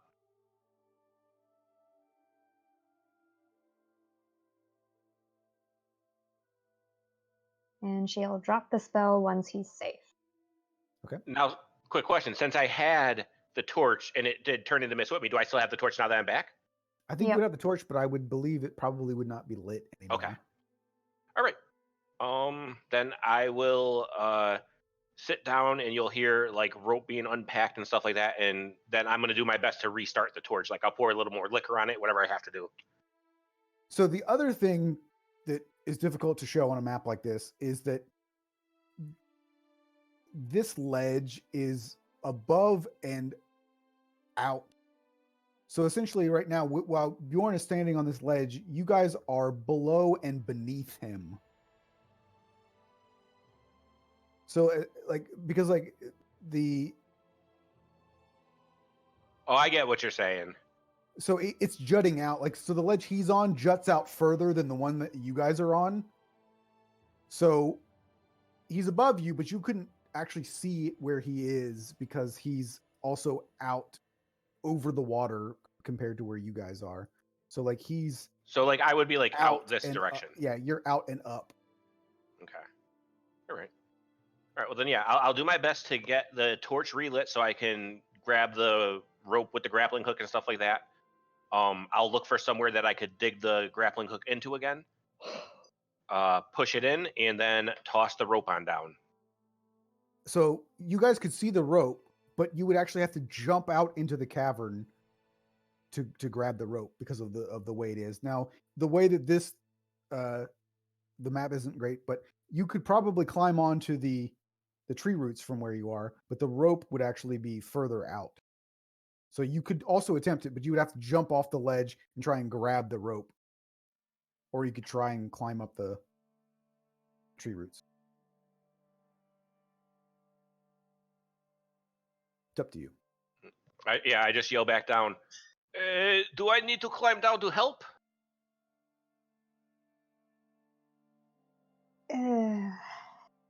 Did you want to try first, Sorn? We have to go back to get Dwarf too, unless I'm fine with leaving him to die. So if Bjorn was to say stick his hand out over the edge, would we be able to see it? Yes, probably. And how much higher is it? It's 15 feet above you. If that's the case, I will. Bjorn, just get ready where you are to grab onto me. I mean, he's standing there looking confused, and he just, I'm watching a rope. No, Okay. just be ready for when I appear in front of you. Oh, okay. Yes, magic. Yes, and he's gonna stand there like get down into like a fucking football pose, ready to grab someone. Yeah, so I will misty step up to the part where Bjorn is at the edge, and hope to God Bjorn can catch. All right.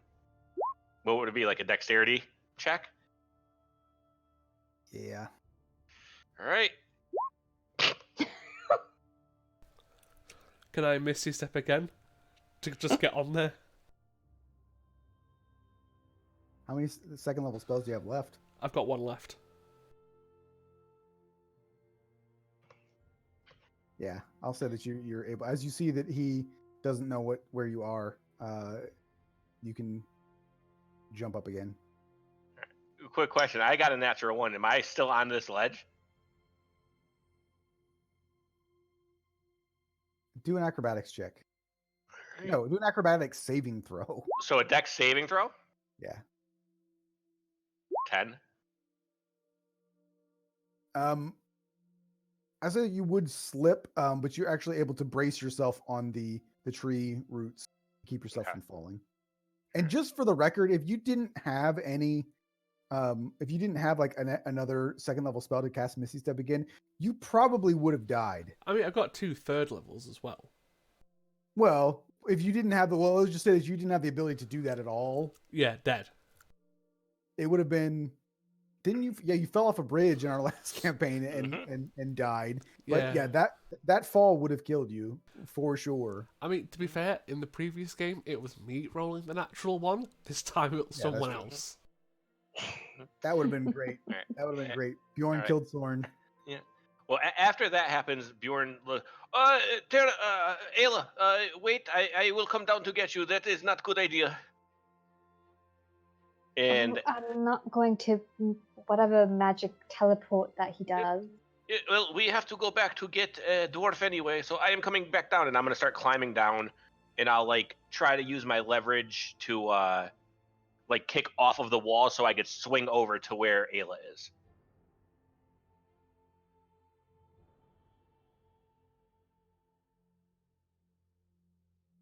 Do an athletics check, I guess. All right. 15. Yep. And also everybody, while we're here, just do an intelligence check.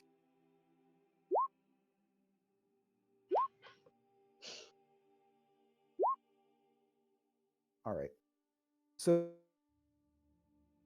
Thorn, your idiot companions don't know what's anything about this, but given what you have already gone through, you think you may need to find a way to get back through the hole you fell into to get the dwarf and Melissa out, Thorgrim and Melissa, especially because you guys, it's unlikely that you're going to be able to climb back up the path that you slid down into the well. Like it took all you guys could to not fall, the idea of climbing back up that is not likely. So at this point, you've probably gone too far to go back to get them. So you may need to find another way to, whether it be like, hey, can you communicate with them to tell them to get to the well, and then maybe you can open up the well from the top and get them out that way, or maybe you can sift through the debris of the inn to get them out through the hole that you fell in. But at this point, you probably can't get back to that place. Yeah, I'll let them know when they eventually get up here. Yeah. So just do a. This is where the one thing I like about Pathfinder versus 5th edition, where they have like a lot more skills. Like they have specific climbing skills and swimming skills and stuff like that. So in this case, just do another. Both of you can do a. Well, I'm gonna ask Ayla to just grab onto, like, get on a piggyback style and hold the torch so I can use both my arms to climb. And Isla will use guidance on him just to make sure that nothing bad happens. All right. I So will try to both of climb you- us both up. I guess Bjorn do a strength check and Ayla do a dexterity check to make sure that you can just hang on to him. Oh dear. Now, which one would you like me to try and save? Well, to be fair, I should have +3 more because I thought it was athletics. So I thought it would be a 13, which isn't as bad, but it's still, I got double digits. I mean, can I lightning lure one of them to try and pull them up? You can attempt to, because it would have been a DC 10 to climb, and I think that Ayla probably would have been better off climbing herself. But you can try to lightning lure her because she's probably not going to be able to hang on. Yeah, so I think you can choose to fail.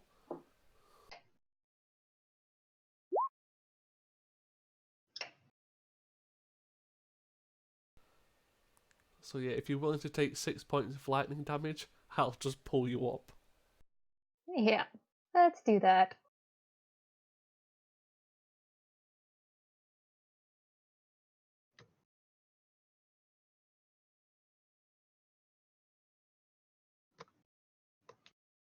Am I able to make it up the rest of the way? Yeah, barely with your Okay. 10. All right. That was absolutely terrifying. I hope I never have to do that again. Oh, by the way, I do not believe we will be able to get back up the way we came. That mud track we came down, would be a bit too steep to try and climb back up. So we would have to try and rescue the others from above ground.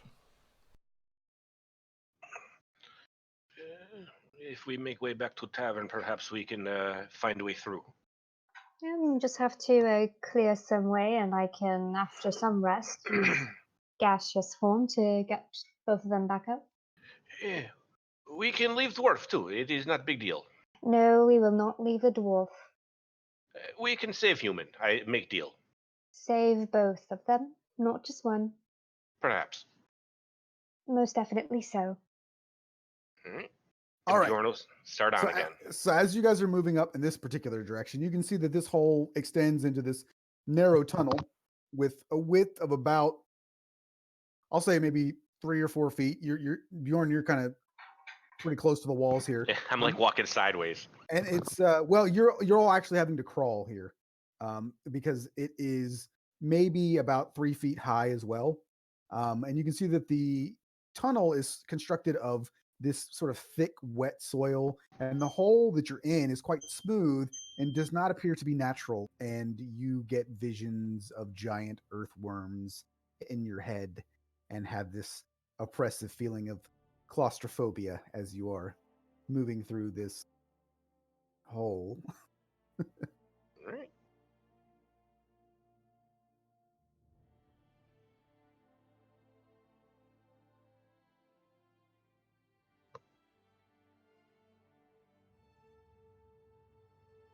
All right. Once we get to the opening, I'll move out of the way a little bit to let Ayla come out and look. So here, the tunnel opens up abruptly into a sort of oval-like chamber, and this is about 25 feet in length or so.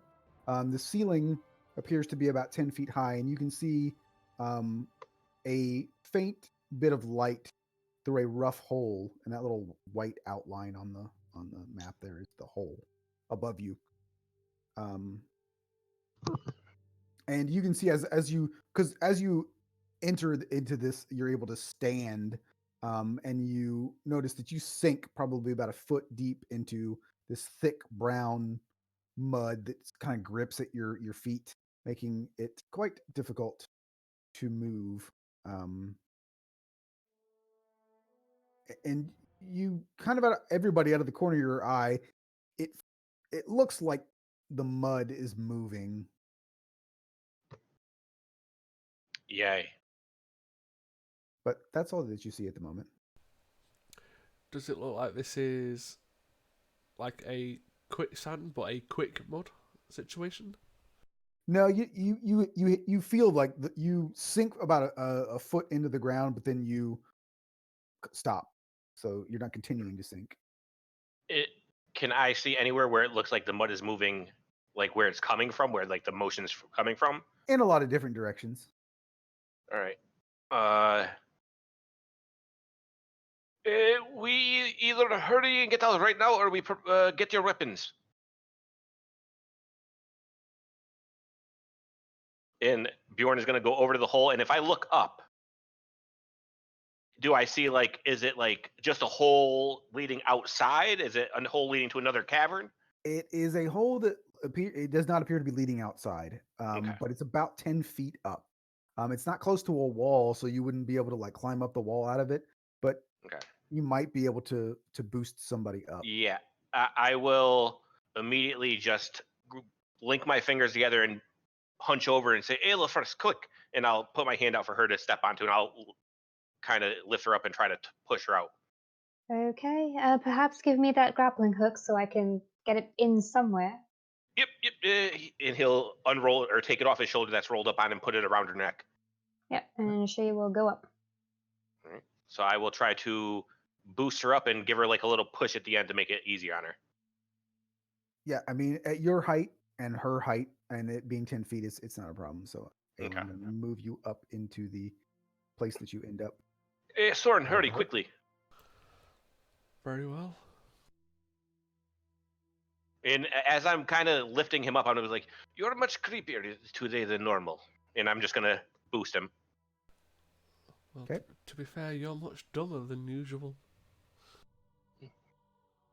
And then I know I'm sunk in mud, so I'm probably not going to be able to try to jump up. And I'll Isla just- will attempt to get the grappling hook in there and to bring down the rope for him. Yeah, you guys could probably get it wedged in enough for him to climb up. Okay. Then So I I'm gonna will go up. do my best. All right. So, as you emerge from the hole, the chamber that you enter into, in the first thing that you notice is that, unlike where you just came from, this is definitely not a natural room. And you see the room is round. It's approximately about 40 feet in diameter. And there is a domed ceiling that's probably around 25 feet high. And you can see that the floor is covered in large flagstones. The walls are brick, and they're probably about 10 feet high.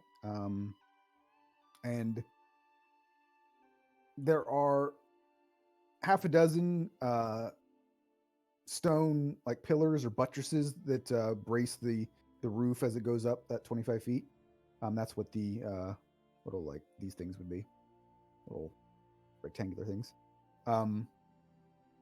And Wait, those are what? like these are just sort of like columns or pillars that are holding up the Oh, okay. holding up the ceiling there. And then spaced evenly around the chamber are 8 stone and wood sarcophagi that feature like brass fittings and a small inscription plate on the lid of each one. The entire room itself is slick with water, like just about everything that you've come across down here. And you can see that there are like sort of small pools of water that have collected in various little places. But the most striking thing that you see in the room is there is a shaft of dull gray light emanating from a busted hole in the ceiling, slightly off center from like the center of the dome. And you can see that there is a bit of water that is coming down, and beyond that, you can see clouds in the sky. And how high up is the hole? About 25 feet. Okay. Bjorn is going to look to Ayla and say, where did you... He doesn't even look to her. He just follows the rope to wherever they had it attached. So he grabs it and he just says, hey, if you two wish to look around, I am going to try to get a grappling hook to latch onto something up there. Sure, I don't mind standing around or looking around. And is this an area that Ayla would even recognize? Yeah, you would not. Okay, she'll just be looking around. So you guys can do investigation checks if you'd like. What would mine be to toss this thing out? Just to say, do I give athletics? me advantage? 15's fine. It would be a strength check, I guess, with Strength. for trying to Okay. throw it.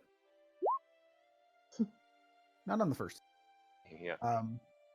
So as you're looking around, there's not a whole lot in this room other than the sarcophaguses or sarcophagi, and you can see that on the plate of each, there's a small little plate on each one of these sarcophagus, and they appear to have the name of the person that's in it.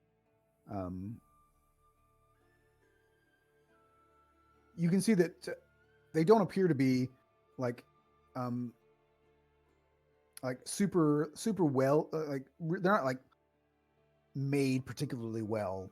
And you can see that like some of the lids appear to have been warped because they're made like the bottom is stone, but the top of them or the lids are essentially they're wood, and then they have like a metal plating over top of them, and you can see that the wood underneath the metal plating has warped in places, so you can see that like the lid is not flush with the base on a lot of these at this point.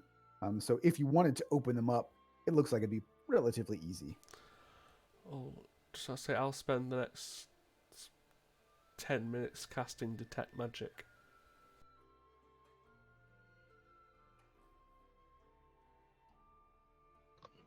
The only thing I'm doing is trying to get this hooked up there. Once I do get it attached somewhere, I just stand there and wait for them to be done doing what they're doing. Okay. So I guess we'll just go around the. Do you guys want to open these? Probably not all of them. Like I said, I can go like 30 feet to see if I get a ping out of any of them.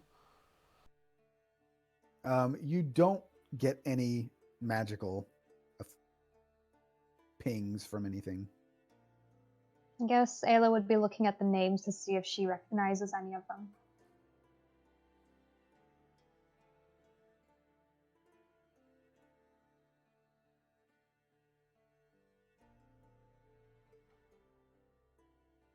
Right. Give me a second here.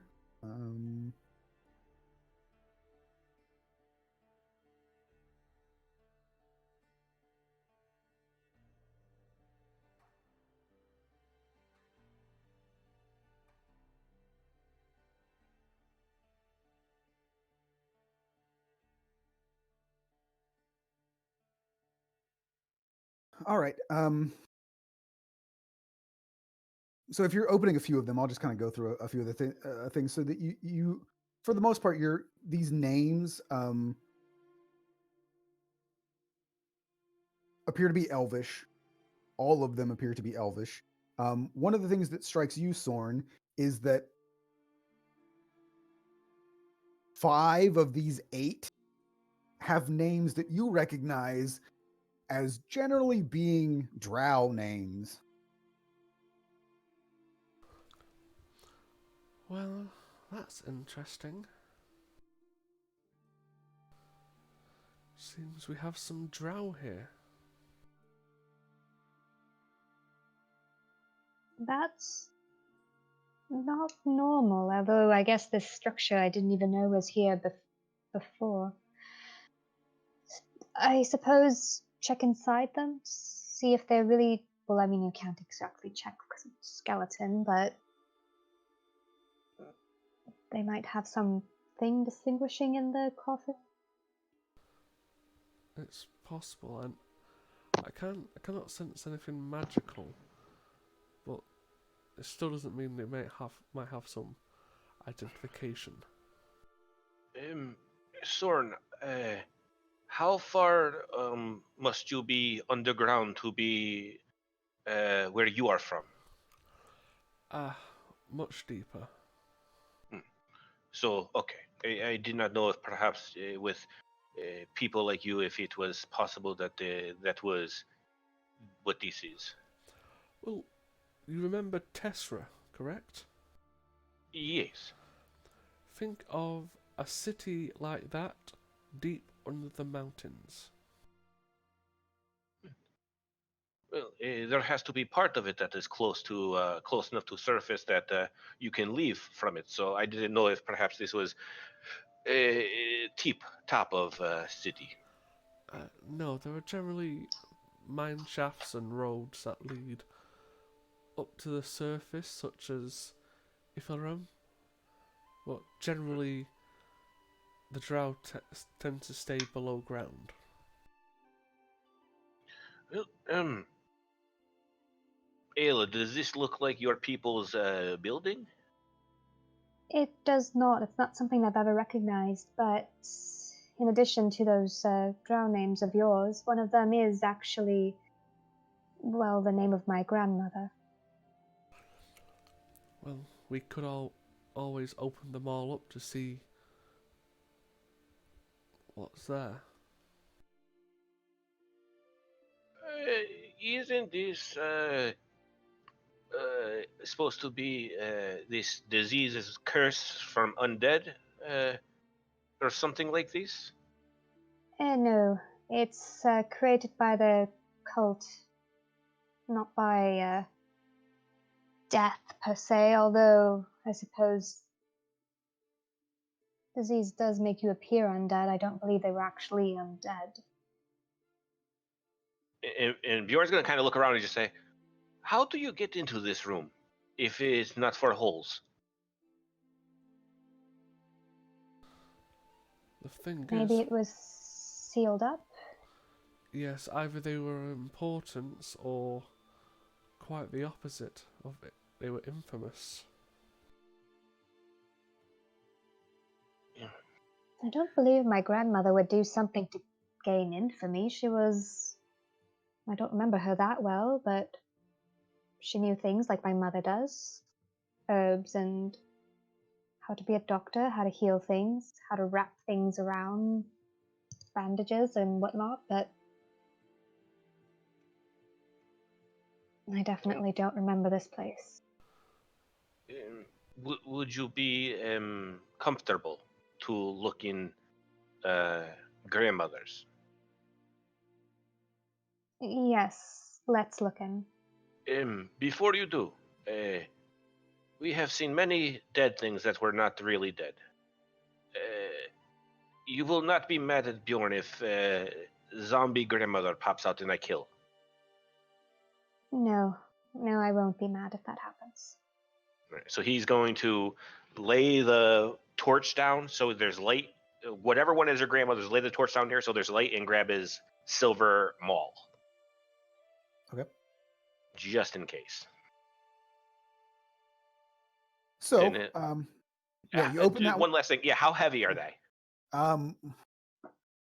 Not very. Okay. I mean, it's basically at this point, they have like, if you think of like If you ever seen like Indiana Jones, like where they have like the Ark of the Covenant, and they have like those poles that slide through. They're essentially like there's like poles that slide through the side of um the top of the lid basically, and there's wood underneath that is in many cases is rotted out, and there's sort of like a thin metal plating that is resting on top of the wood. At this point, they're probably, I mean, I would say that they're all at this point probably less than like 15 pounds. Okay. All right. So yeah, Then, Bjorn could flip it off with his fingers. It would be no problem. Well, I'll let Ayla do it since it's like her family and just stand there at the ready. And if she needs help, I'll help her, but I'll try to let her do it. Yeah. Mm, Even for her, that 15 pounds wouldn't be too bad. And she there's will enough with those poles on there. There's enough leverage that it's pretty easy to get them off. And I just chose a random one, but she'll take it off.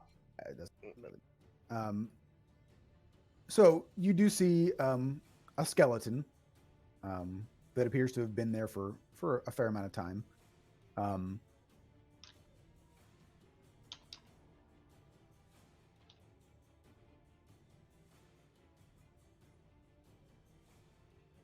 Trying to think if I want to make you a roll. Well, without a roll, I can tell you that you can see that she's wearing sort of like ragged-looking grayish green robes. You can see in that coffin as well.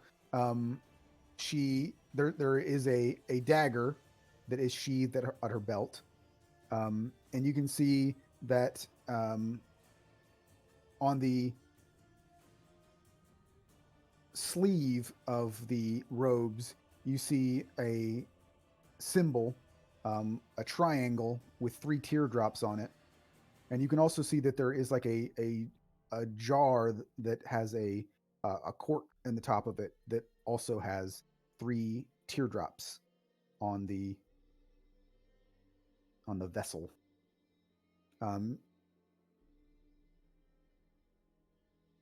Other than that, you can see that there is a sort of a warped looking quarterstaff. Doesn't look like it would be useful at this point. Yeah, she would pick up the jar. And does she recognize the triangle and teardrop symbol? I guess do a religion check.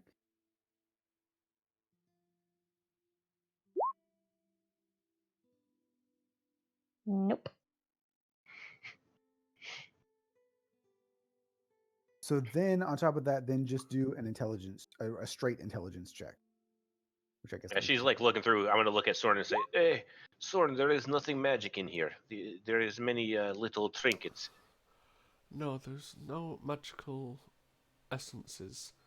Could you open the 5 drows? Ayla, you okay here by yourself?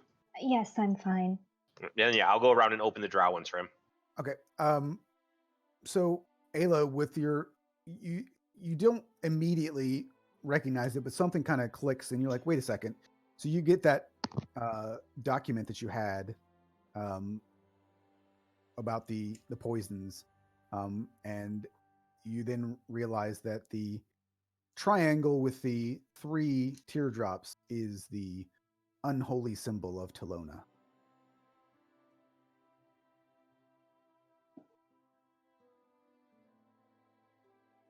No, wasn't that a surprise? So the first drow one that you open up, I'm not going to give like the names just because like they're stupid, like drow names, drow city names and stuff are crazy. So their names are not like, I'll just say that they're not names that Soren you would recognize or anything like that. So these people are not famous or anything like that. But you find similarly a jar that has 3 teardrops on it. They also have daggers. And go ahead and do if Ayla, if you're gonna attempt them at all, or if you want anybody wants to ask Ayla, you guys can do a just do an investigation check, I guess. Yeah, because I think someone would want to see if there's any drow artifacts, not even of value, but just anything drow in there. So you can do like an investigation check with advantage. Whoever has the highest investigation, I have a +7. probably. Hmm. All right, so 18. All right, so I would say that you have a pretty good idea because you, even though you would have not necessarily been involved in this directly, you would have knowledge of it, and Ayla could probably confirm it as well. It's dried at this point, but you can see that the daggers appear to have been dipped in something. You would guess it's probably poison. It's actually started to corrode the tips of the blades, and you would know, Soren, that poisons of that it would be, given that they're drow, you would make the assumption that in addition to these people, because they also are wearing similar robes and have that symbol.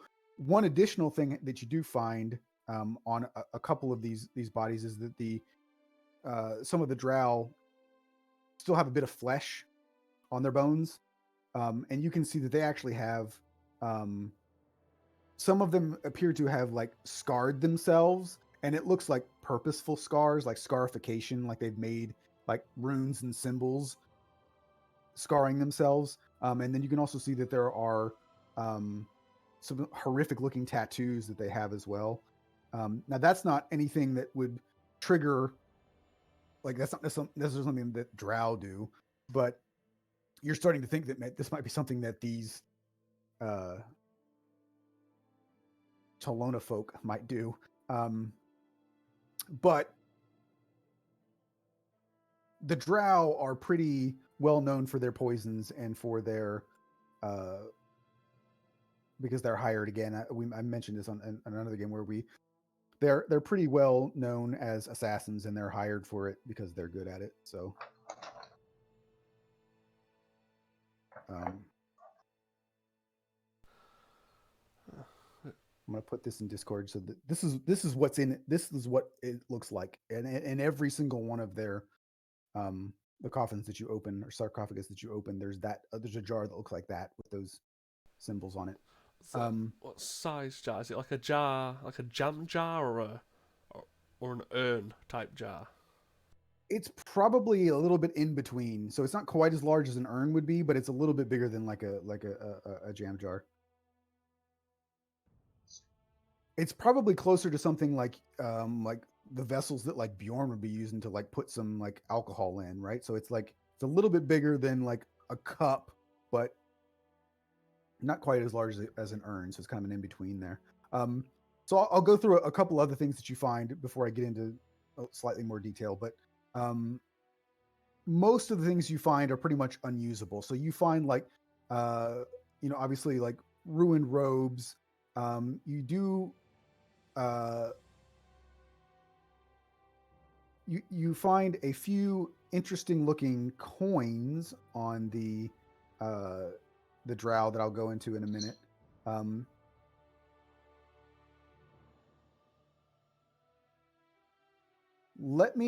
Okay, so there's a lot of stuff here. So first, let me go through the things that would actually be worth money to you guys. Okay, so you find on the other corpse, so 5 of them are drow. One of them is Ayla's grandmother, and then there are 2 other ones that appear to just be elvish. Again, it's hard to tell with bones. Elves tend to have a more slight build, so they don't necessarily look like humans, or they would be very small, thin humans. But they don't appear to be drow because they don't have the same stuff with them. But Ayla, you don't recognize their names either. But one of them has slightly nicer robes than the rest of them, and it has a lot of pearls, like pearl buttons on it. So if you wanted to take those pearl buttons they could be worth some money. That person also has a walking stick that has gold inlay on it, and it's not warped. That might be worth a bit of money. I'm not giving you the things because you don't know how much it would cost, how much it would be. You find a silver ornamental mace in one of the sarcophagi, and again, these are not the drow. These are the other people. That could be worth some money. None of these things, though. I mean, we're talking less than 100 gold, and you guys would know enough about that stuff to know that it could be worth some money, but you're not going to get rich off these things. But those are the things that you see that like these could have actual monetary value. The other things, though, that you find that kind of jump out at you. One of them, one of the drow, has a pouch of what appears to be like dirt or earth. And at first glance, you're not entirely certain what it is, but you would imagine it's probably not just a bag of dirt. The drow also all contain, or they all have coins on them. And I guess, Soren, if you want to do like maybe like a history or intelligence check, maybe. Sure, I'll do a history check. Nope. You recognize like that it's they do have a symbol on them that appears to be related to the drow in some way, but you're not entirely sure what it is. Because only the drow have those coins, and all 5 of them have them.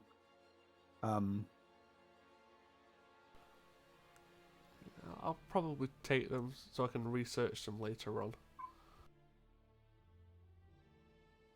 So the only other thing that you find, and this is on the person that had the nicer clothing, there is a small leather, like I guess like what's to describe would be almost like a leather envelope with some papers inside.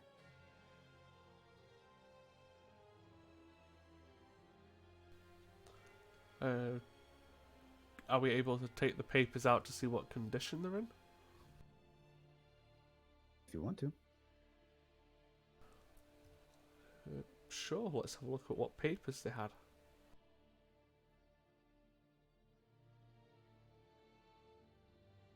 So, what languages does everybody speak? Common and Elvish. Common, Elvish, Druidic, and Sylvan is the last one I ended up choosing. Common, Elvish, Undercommon, and Comprehend languages. Right. Kind of takes the fun out of it when you have that. Ayla, you could read it because it's in Sylvan. Yay, Sylvan came in handy. Hey, if you go to the Feywilds, it'll be super handy. So this appears to be almost like a not really a directive, so to speak, but it's kind of a I don't even know how to describe what this would be.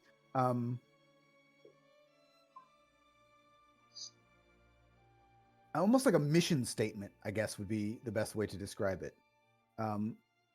And it is describing what you would assume is this group of people, maybe a larger group that these people belong to, calling themselves followers of plague. And it makes mention of like the followers experience pain as if it were pleasure, and that they believe that death is more powerful than life, and that their directive was to work in Talona's name and let her doings be subtle or spectacular.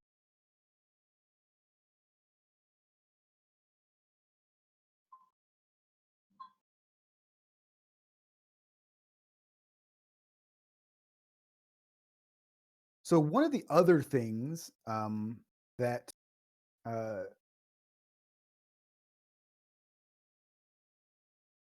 they make mention of is a bit about the people that are most welcome, or the people is sort of like, because it's this mission statement as far as like, how do you get people to join the cause, so to speak. And the main worshipers, and this is true for Talona herself, is the essentially survivors of pestilence, of disease. That Talona can appear as the savior, that all there were these terrible diseases, and she came along and saved people from them. Never mind the fact that maybe her followers were the ones that created the disease in the first place, but poison, disease, and death, those are the things that those are essentially what Talona is known for and what these people are worshiping. So the followers of plague is there is what you would, again, these are just educated guesses that you're making, but I'm not even going to make a roll for them. But there is a cult of Talona, and the followers of plague would be like a sub faction beneath that cult. And again, I'm not going to make you roll for it, but putting two and two together, it would make sense. Soren, knowing the descriptions of what has been said, pain as pleasure, now all of those scars are starting to make a little bit of sense. And knowing the Drow's penchant for assassination and being hired for such things, and poison and death, it's like, you know what? Kind of makes sense that there would be some drow around here. Seems like certain drows are complete assholes.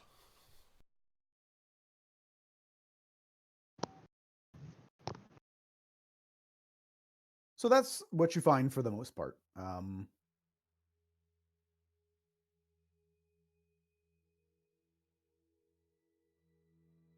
Well, interesting to learn that my grandmother might have potentially caused the disease that wiped out her village and the rest of the family. Well, most of the family, I suppose. Well, you can't be blamed for the sins of the parents.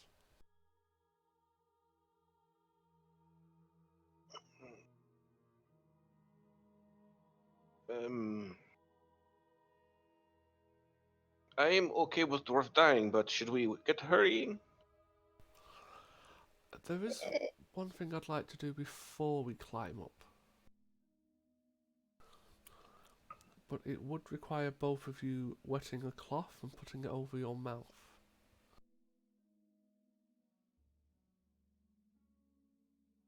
For what? I intend to open one of these jars next to the hole leading down.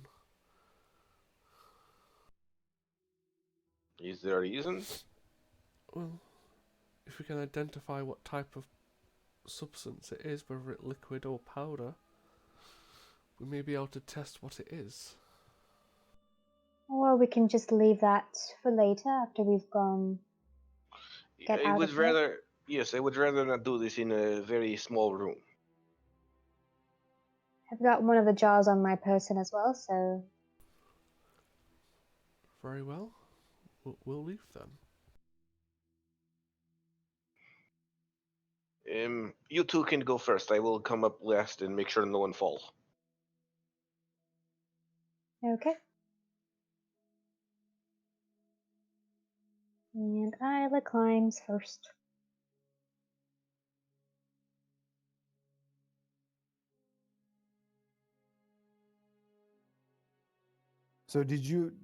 So there were 8 of those jars. Were you just taking one of them?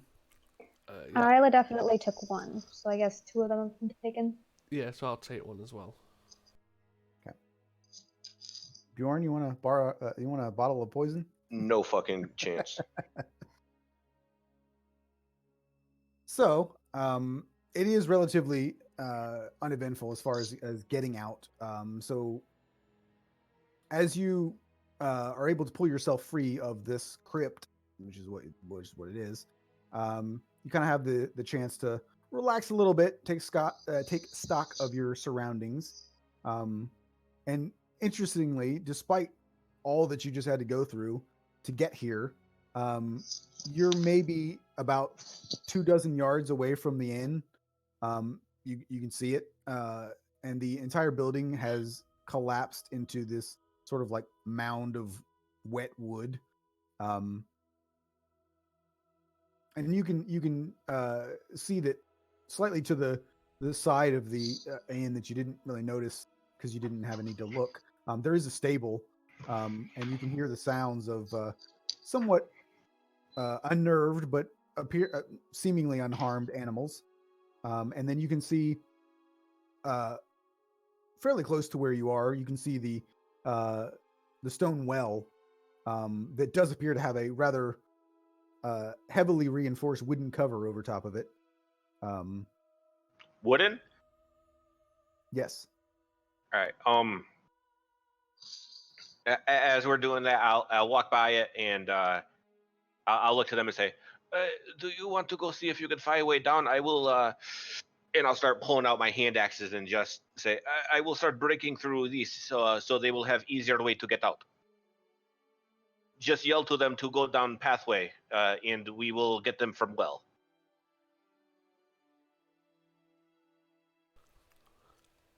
All right, I suppose.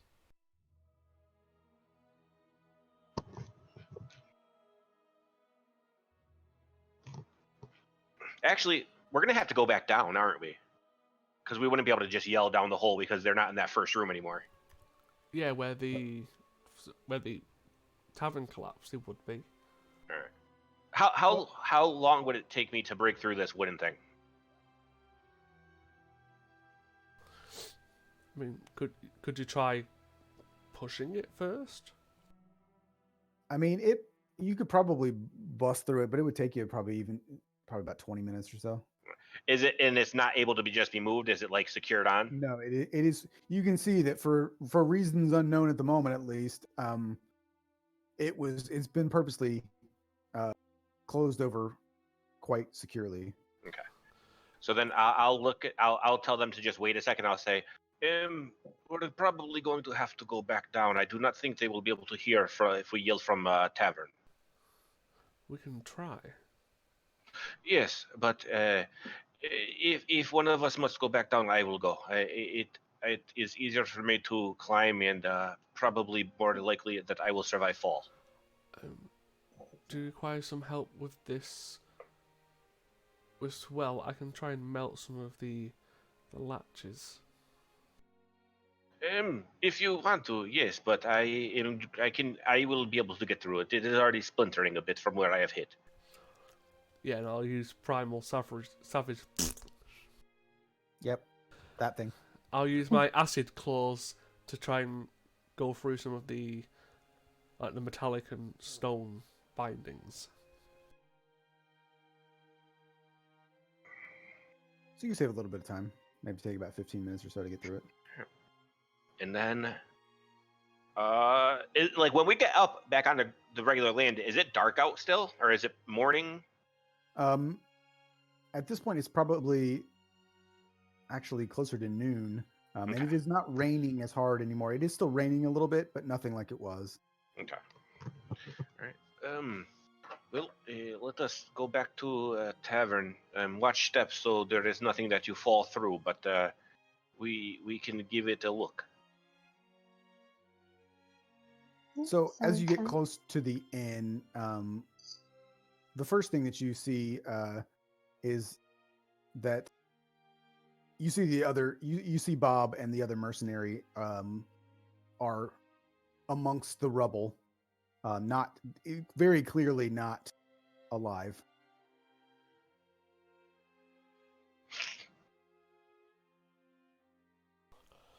Well, that seems to happen when you bring the house down. Well, we go look and see if there is any way we can find a path down. And I'll go and I'll start like I'll use my warhammer to like kind of push on stuff to make sure it's like not going to give out underneath me, hopefully, and kind of just make my way over to somewhere and start digging through rubble to try to see if I can find a pathway down. Do an investigation check and a dexterity check just to make sure you don't fall through. Okay, so dexterity check first. Awful. And an investigation. Awesome. Can I attempt to save him again? No, I don't know if I'm going to fall through on a no, 7. you don't fall. You probably twist your ankle pretty badly. And you find an opening that you think you might be able to yell through, but you're not entirely certain that you're going to be able to open up a way to get down without dropping the rest of this down, or large parts of it at least, down into this hole. Right. We've all been together long enough. Which one of us is the loudest?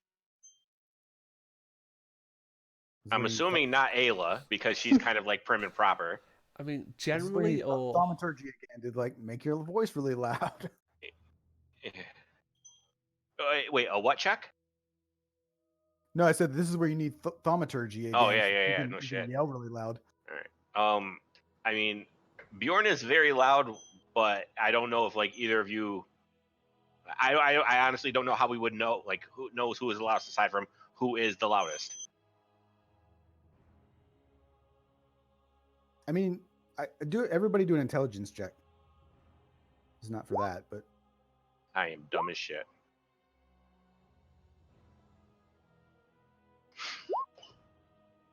Oh, I'm not as dumb as Ayla.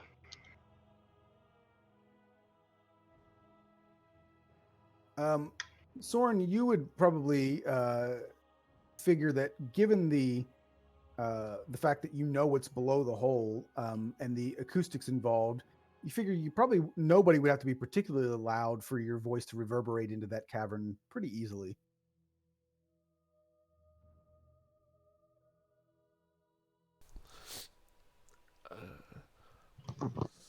Bjorn, you don't necessarily have to be loud. As long as you get in the right place, your voice will travel. Hey, okay. And I'll just like kind of crawl down and get as close as I can to the hole. And little man, go down to the path that you seen us go through last. It is slippery, but there is well there, and we will lift you out with rope. And I kind of just sit there like for a couple seconds with my ear trying to listen to see if he says anything back. Yeah, he yells back and says, okay. Okay. All right. Then I'll tell them that. And luckily, I bought a ton of rope, so I will add another rope. I mean, I also have one. I think I have 3 ropes altogether, so I have 150 feet. Yeah, and it's about the well's about 60 feet down. Okay, so I'll tie one of my other ropes to make this 100-foot rope. And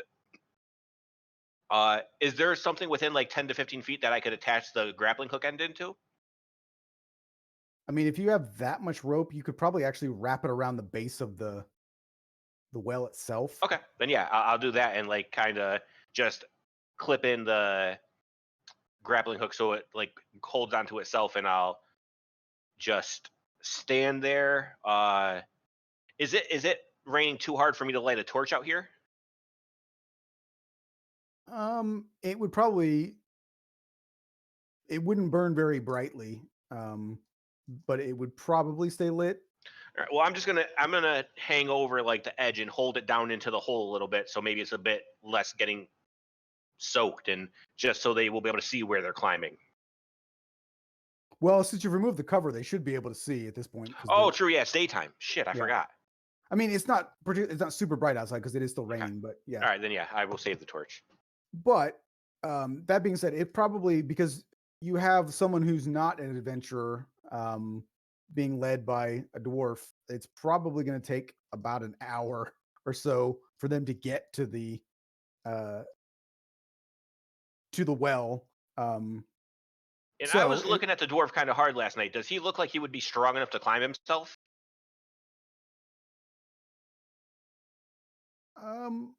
I guess do an insight check now. Okay. Because I did get pretty drunk and I didn't like him, so I might not have given him much credit. I mean, you think anyone that small cannot possibly Yeah. be very strong. I'll look back at those two and say, it is woman and little fat dwarf. Perhaps I should climb down to help them get up. I mean, we can't all be as strong and muscular as you, can we, Bjorn? Well, especially dwarf, yes. And Soren, you would, aside from other drow, like Duragar and dwarves would be the race you probably would have seen much more often than any human, and you would know that dwarves are actually pretty darn strong. Oh yeah, but I'm gonna purposely wait for Bjorn to make an ass of himself. Oh, Perhaps and by we the can way, if just anybody's wait. sitting next to Soren, you're still feeling pretty uneasy around him. Yep, And Isla's still avoiding him. Soren, All you're right, still feeling uneasy.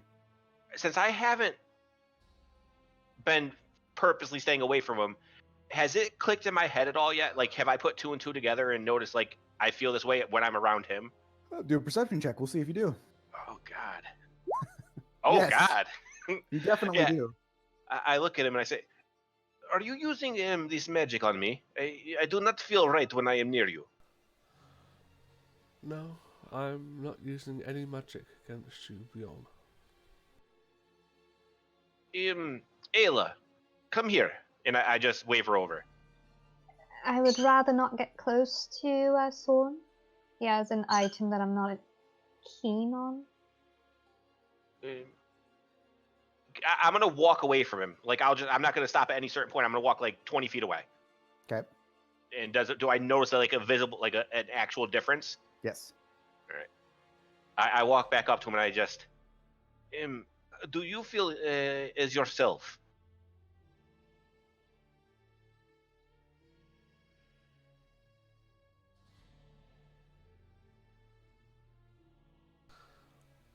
I'm deciding how to answer that.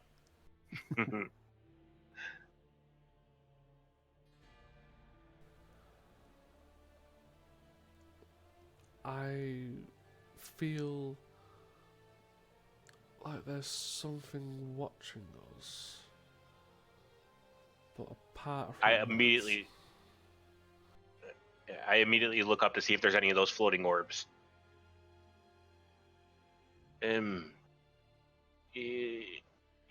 Did you feel like this when we first fell, when you woke up? No, after I... How to explain this to Bjorn? It's... When I combined my magic with the artifact, I can see shadows in the side of my vision. Oh, that was very smart of you.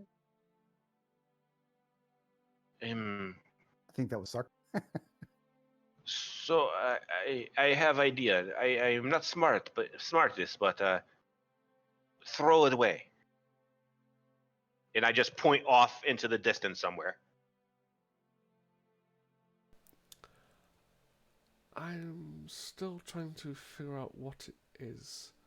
If I come to the conclusion that it is dangerous, then I'll toss it into the ocean. But until then, I will continue to investigate it. Well, obviously it's dangerous if it makes you feel not great.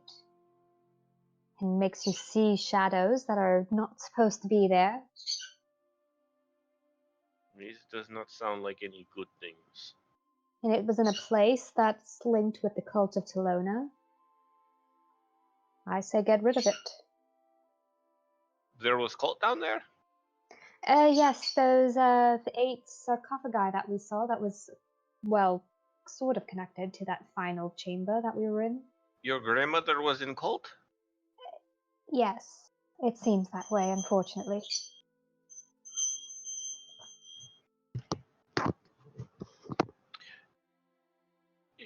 Can I see object? I will promise I will not break, I will not throw away. I just wish to you can hold. I want to look at it.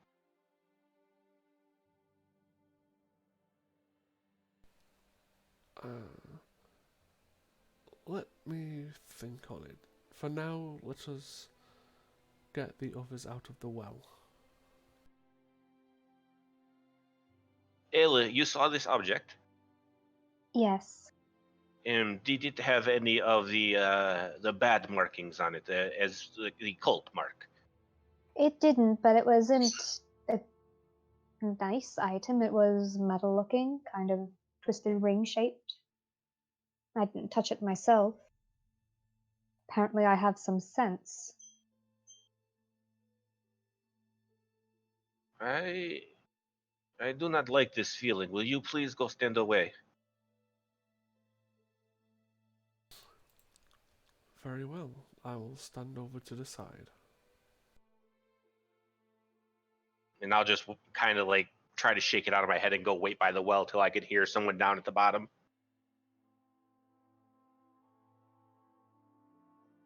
So yeah, like I said, it takes about an hour or so for them to get there. So if there's anything else that you wanted to do, like while you were waiting, you can do that. But otherwise, they will appear after about an hour. I'll gladly take that short rest now if I could.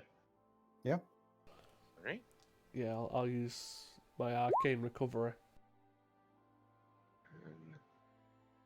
13. So I go up by 23. All right, yeah, that's plenty.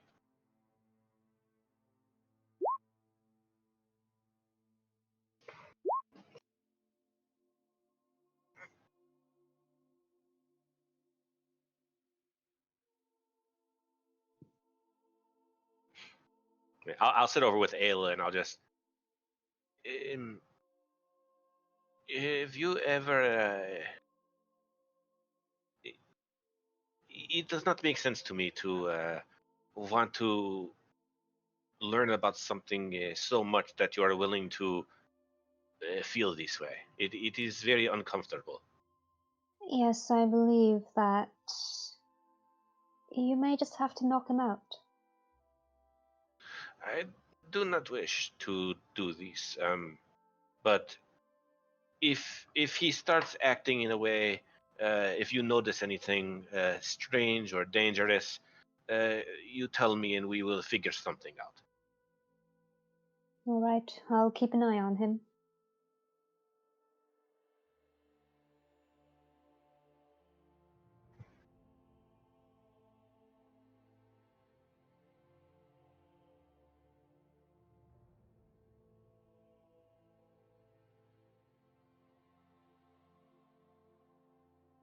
So after about an hour or so, Melissa and Torgrim appear. All right. Are they able to climb up themselves? Yeah. Okay. When they get up, I look at the dwarf. I say, "I did not think little men could make it up, but good job." He just kind of like he smirks a little bit and he nods. He doesn't engage with you. And then I will gather all the rope back up, unhook the grappling hook, and just repack everything.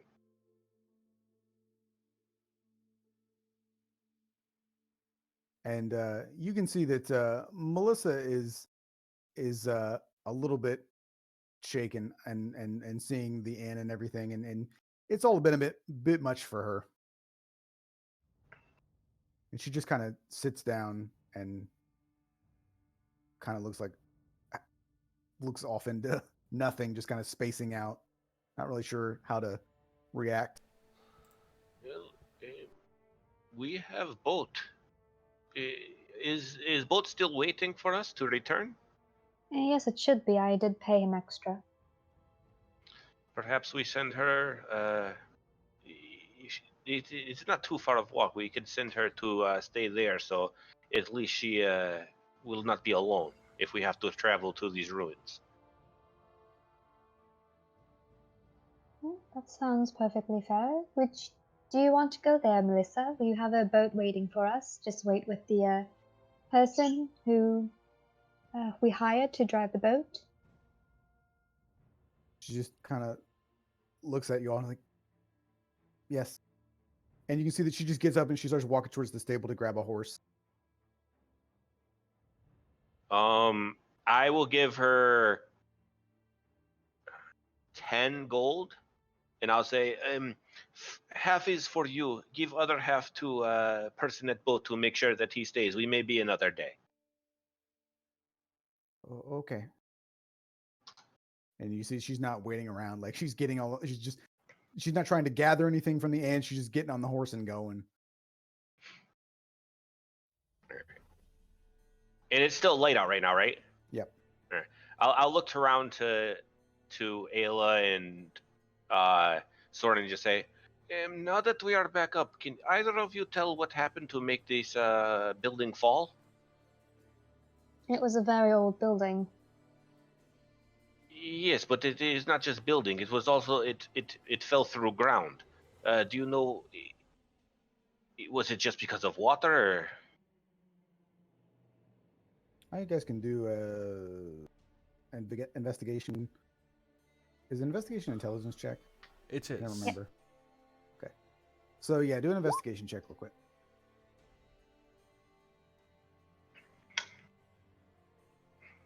That's the thing that kind of sucks though, because it's like I want to do both, but they're really the same role, right? Like, because I want to say investigation for you to like research, and then intelligence to know enough about like building things to, but it's like I just got to roll the same thing twice. It's kind of stupid. So, I mean, yeah, like for it to you, it looks like it's a combination of the fact that the building was old and had not been maintained in any sort of reasonable way, and the ridiculous power of that storm that seemed somewhat unnatural, but not anything like the storm over the dead fields or anything. Just a really bad, like, natural storm. Yes. Nothing overly sinister about it anyway. It just looks like crappy crappy craftsmanship, and just no maintenance on it for what appears to be decades. Yes, it seems to be a storm and a lack of taking care of one's property caused what happened last night.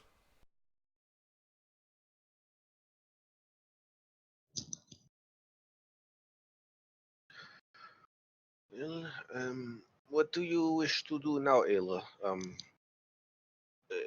We were going to go to ruins today, but I do not know if everyone is feeling up to it. We could always just walk part way and camp out for the night. What will we do with this one? And I just nod towards the dwarf. Well, he's coming with us. He was going to come with us originally, unless you don't want to anymore. Bjorn just starts laughing. What can little one do to help us? It is very dangerous. I'm sure he can fend for himself.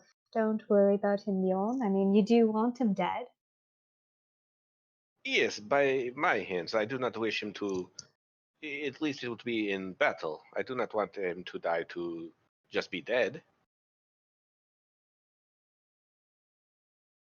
I'm 100% sure that he'll be fine. Son just looks at Ayla, and you're concerned I'm the danger.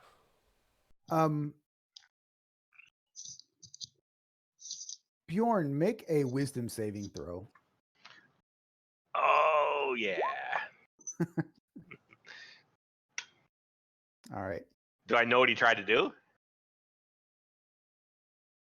Let me see.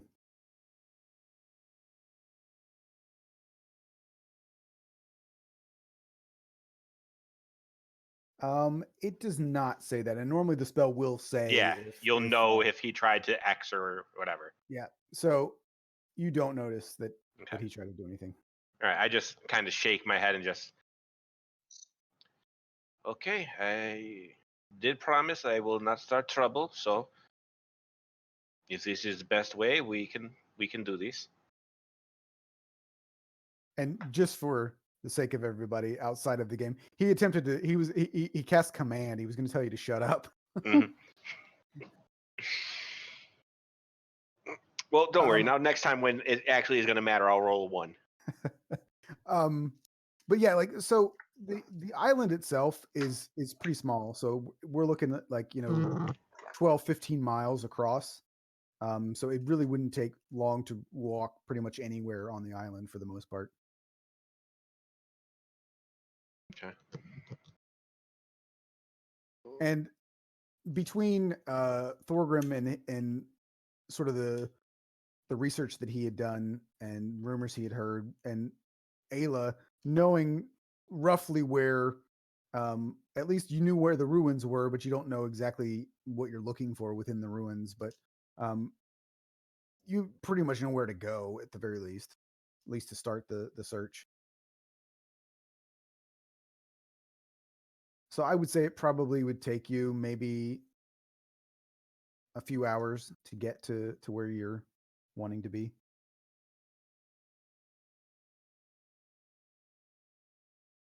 So it would probably be approaching. It's probably would be starting to get dark when you got there. It'd probably be nice to camp out here, go exploring the ruins in the morning.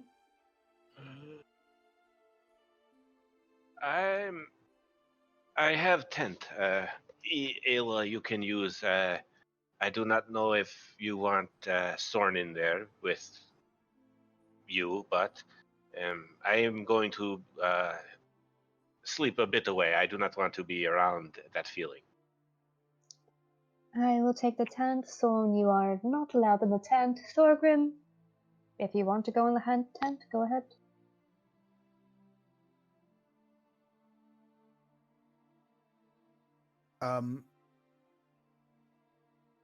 And he's all kind of looking at you guys a little bit strange because he's not entirely sure exactly what you're happening. So he stops for a minute and looks at you, Sorn, and then you can see that he reaches into his pouch and grabs something out of his hand. You can't quite see. He's got a big meat hook for hands, so it's hard to kind of see what he's grasping. But he grabs a hold of it, and then you can see,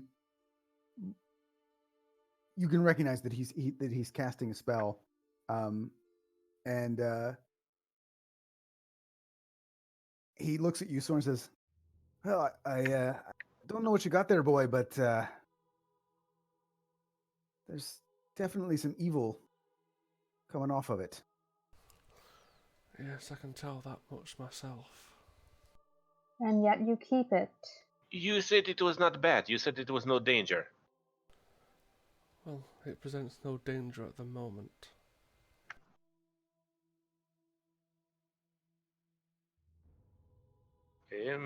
Evil tends to always be dangerous. Evil can come in many forms, Bjorn. Yes. Thorgrim, if you can get him separate from it, please go ahead. I don't know what you were trying to do, but... I assume he was trying to detect if I was evil.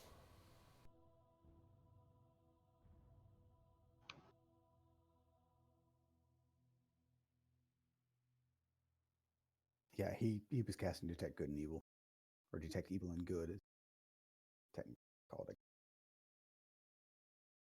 Then I say get rid of that item. I don't care if you want to know more about it or what, but... Hey, why not show to Dwarf? Perhaps he knows something. Very well. Thorgrim, would you care to inspect it? He nods and walks over to you. I'll hand it over to him. And you can see that it bothers him to be holding the item. But he takes a look at it. He doesn't know a whole lot more than you guys do. He recognized being, I'm just going to be, I guess I'm going to be racist, and just because he's a dwarf, I'm going to make him know about it. But he recognizes that it's a piece of machinery pretty readily, and also recognizes that it is has been magically desecrated in some way, shape, or form.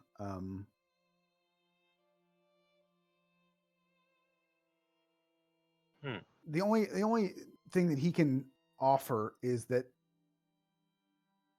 he's not sure if it is an evil item that belongs to a piece of machinery that is evil or used for evil intent, or if this piece of machinery was desecrated after it was removed from the machinery that it came from. So That's like one thing that he can bring to the table. This is some sort of like piece of this horrible thing that's waiting out there or anything like that. It's like you can't really tell if this is something that happens afterwards. If you tell him where you got it, he would assume that it may be something after the fact, because it seems odd that you would take something from a piece of machinery and then just place it on its own in a cave somewhere. But at the same time, it could also be something that they were purposely hiding so that whatever piece of machinery that this belongs to couldn't be used. So he's basically just giving you theories, but he doesn't really know much either. Yeah, I would Other have than told him. it's definitely evil. Or radiating evil. Yeah, we are. Thorn, where is what is city that they told us about with people with that use machinery, where they were saying for hand? It was Baranor. Yes, this is dwarf city. Yes. That's actually where